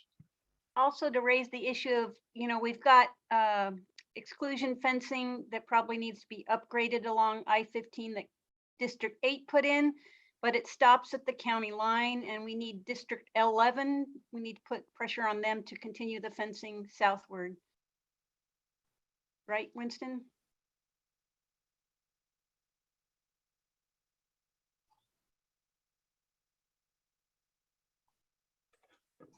Oh, Winston, it looks like you're on mute right now. Thank you. The Zoom hazard. Yeah, I think we've only had one roadkill south of there. But so it's kind of a question, would that funnel animals all the way north to these crossings? If these new ones existed, yes, I would say that should be a consideration, but at least roadkill has been less of a problem south of the county line. Great. Thank you, Winston. Mm-hmm. And I see some dialogue in the chat. Alicia Curtis had an idea. Are you there, Alicia? Do you want to share that with the group? Oh, hey, Nancy. I was just thinking of when I do road trips and there's like pullouts to learn and there's informational things, maybe not having people directly at the overcrossing, maybe further away where they can stop and learn about it. And then I also had an idea similar to the bald eagle cam, maybe having a webcam and you do those kind of virtual updates.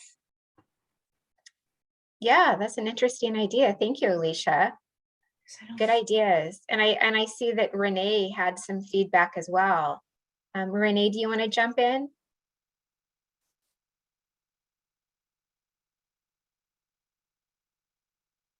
Oh, sure. I will try to at least. I'm having a little trouble with my bandwidth, but yeah, I was just raising, I know, and I have some pictures of this I could share too. There is a pullout for folks familiar with the Trappers Point crossings for the pronghorn. There's an educational style pullout. It's probably roughly a quarter mile or so away, and it has one of those viewfinders that it's like you look through the little goggles and you can see it from afar but close up, plus some really lovely educational signage. I think the WCS and TWS and some other various groups, I'm sure I'm forgetting someone, were involved in that. Great, thank you, Renee. Thank you. Any other comments, questions? Jill? Thanks, Nancy. I just wanted to bring up for the group the issue of lighting, particularly from the adjacent border patrol station or whatever you call it, and the residences on the east side of Temecula Creek Bridge, and sort of just open to the group kind of discussion of how we would be able to go about shielding lighting and other ideas to keep, because I think for pretty much all the taxa, artificial lighting at night is an issue. Yeah. Great. Thank you, Jill.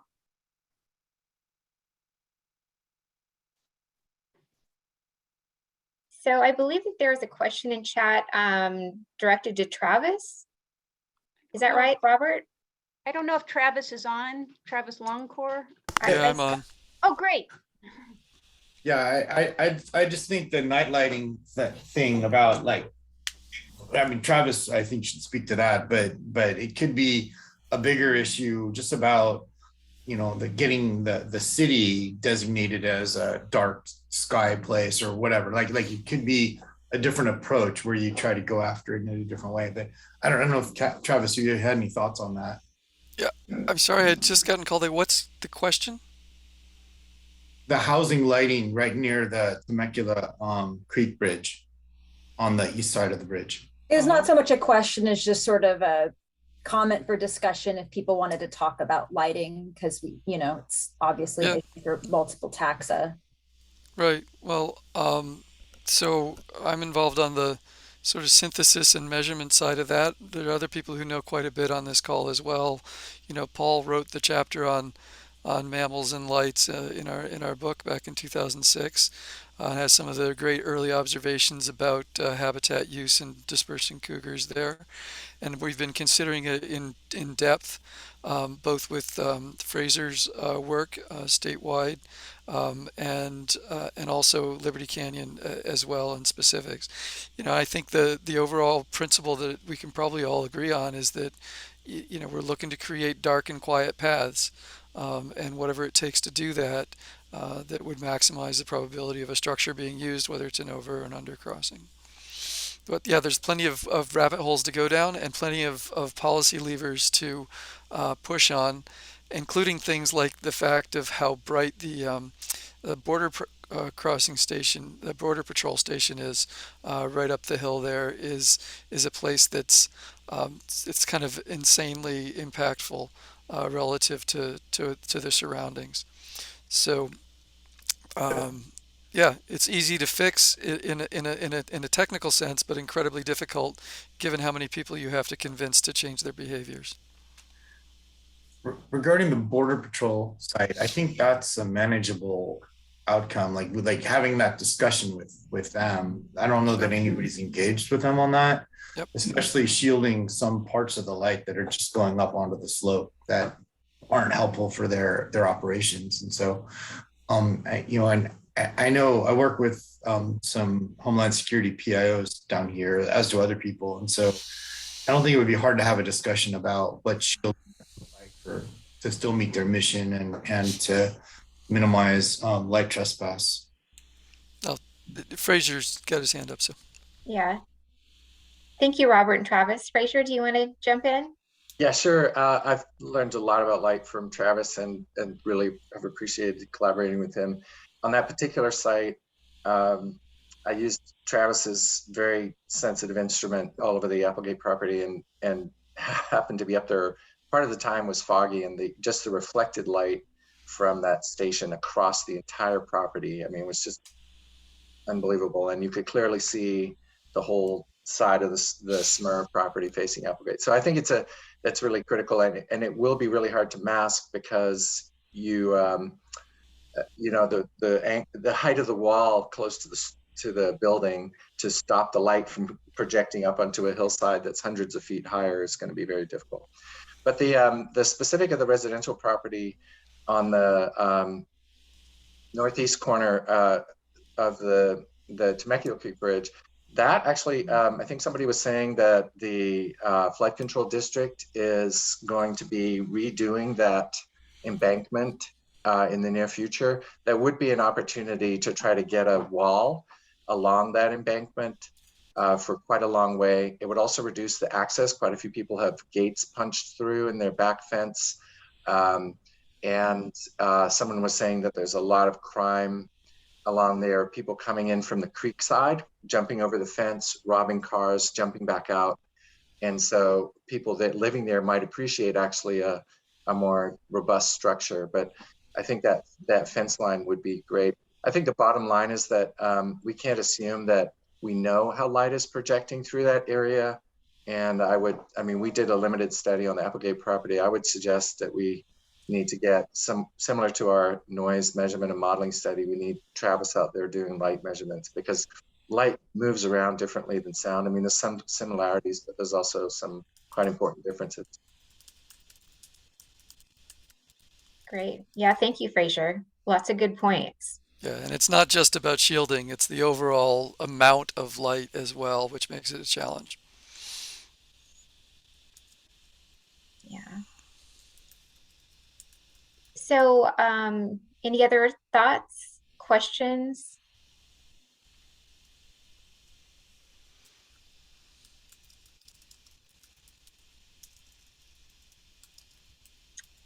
So I see a question in chat from Shannon, and she's asking, is building both the overpass and underpass being considered? And it's really funding dependent. I would say, you know, for the practicality of it, it'd be wonderful if we could have both. But in terms of, you know, how that's going to pan out, we may need to focus on doing one first, and then if funding's available for the other option, do that later on down the road.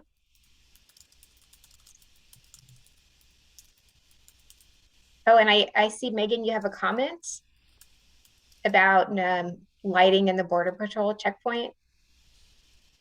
Yeah, it was just in response to Robert suggesting having a conversation with them. When I worked for the Forest Service, they were moving the checkpoint on I-8, and it's under a golden eagle nest. And we tried really hard, but they have some really specific needs that they were very unwilling to move on. So it's of course worth a conversation, but it was very hard to get any movement on, you know, natural resource or wildlife needs there. Mm-hmm. Yeah, well, thank you for sharing that experience. I mean, I really think that the effectiveness of this going forward is going to require a lot of coordination and collaboration with surrounding landowners, with you know, the Border Patrol, with police in Temecula, you know, educational outreach. So it's, you know, we're definitely laying the groundwork for all of those considerations that need to be implemented in the future for this to be effective. Well, it kind of looks like we're winding down with the questions. We'll give you a little time here while I talk, in case somebody has any last minute ideas, but we want to thank all of our session leads, our facilitators, and all of our experts that participated in this effort and came forward with some really great concepts, ideas, constraints for these three different wildlife crossings. I think we have the benefit of having what we call rock stars in their field lead these different sessions. And we're joking that we're going to take this on the road for other crossings in the state. But Megan jokes, well, maybe we'll take it under the road, over the road, you know, versus on the road. But we really want to thank all the experts that participated in this workshop series, as well as all the stakeholders that came today to provide their insights for this effort. And we will make this recording and the chat available after, in case there are people that were not able to make this session, and perhaps you would like to share that with folks. We also, as we said earlier, will be pulling together a report summarizing all this input for the different focal species groups. And so we'll make that available too, probably much later in the year, June or so. And so again, I'd like to thank everybody for your participation. Nancy and I really appreciate all of this, and representing the Nature Conservancy and Caltrans, we thank all of you for your participation. It was a really great discussion today, and we learned a lot. So unless anybody has some one final thing from Christine Penrod. Oh, there is one thing I want to say. There are other crossings, important connectivity areas just like this that need attention, both within our regions, like the I-10 area, Interstate 8, that need crossings and land protection. And so I'm going to make that plug as well as, and so I wanted, did Christine have a comment? No, I was just clapping for how awesome this has all been. And I really do hope that this is exported to the other crossings, critical crossings in Southern California. I also want to read Paul's note. This is 22222, and it falls on a Tuesday. It also reads the same upside down and right side up, making it both a palindrome and an ambergram. If you kiss a clock at 222, this crossing effort will surely succeed. I'll say, I think that will be our, everybody at 222, kiss the clock, and I think we'll be well on our way. So thank you all for your participation, and thanks for that last note, Paul. I think it's a great thing to go out on. So thanks, everybody. Thank you. I see one hand up from Winston. Do you want to make a final comment, Winston?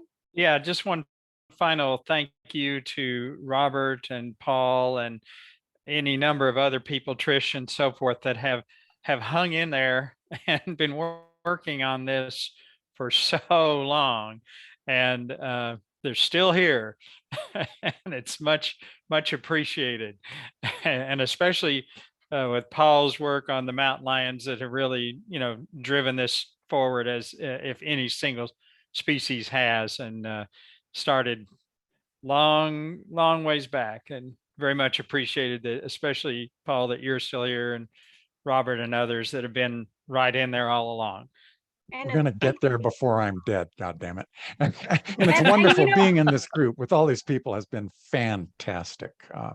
I've learned a lot today. And I also would like to thank our ambassador, our species ambassador, the mountain lion, for forcing us to kind of think big and creatively and to get these crossings implemented, because they're really charismatic megafauna that's making us really start to address these issues region-wide.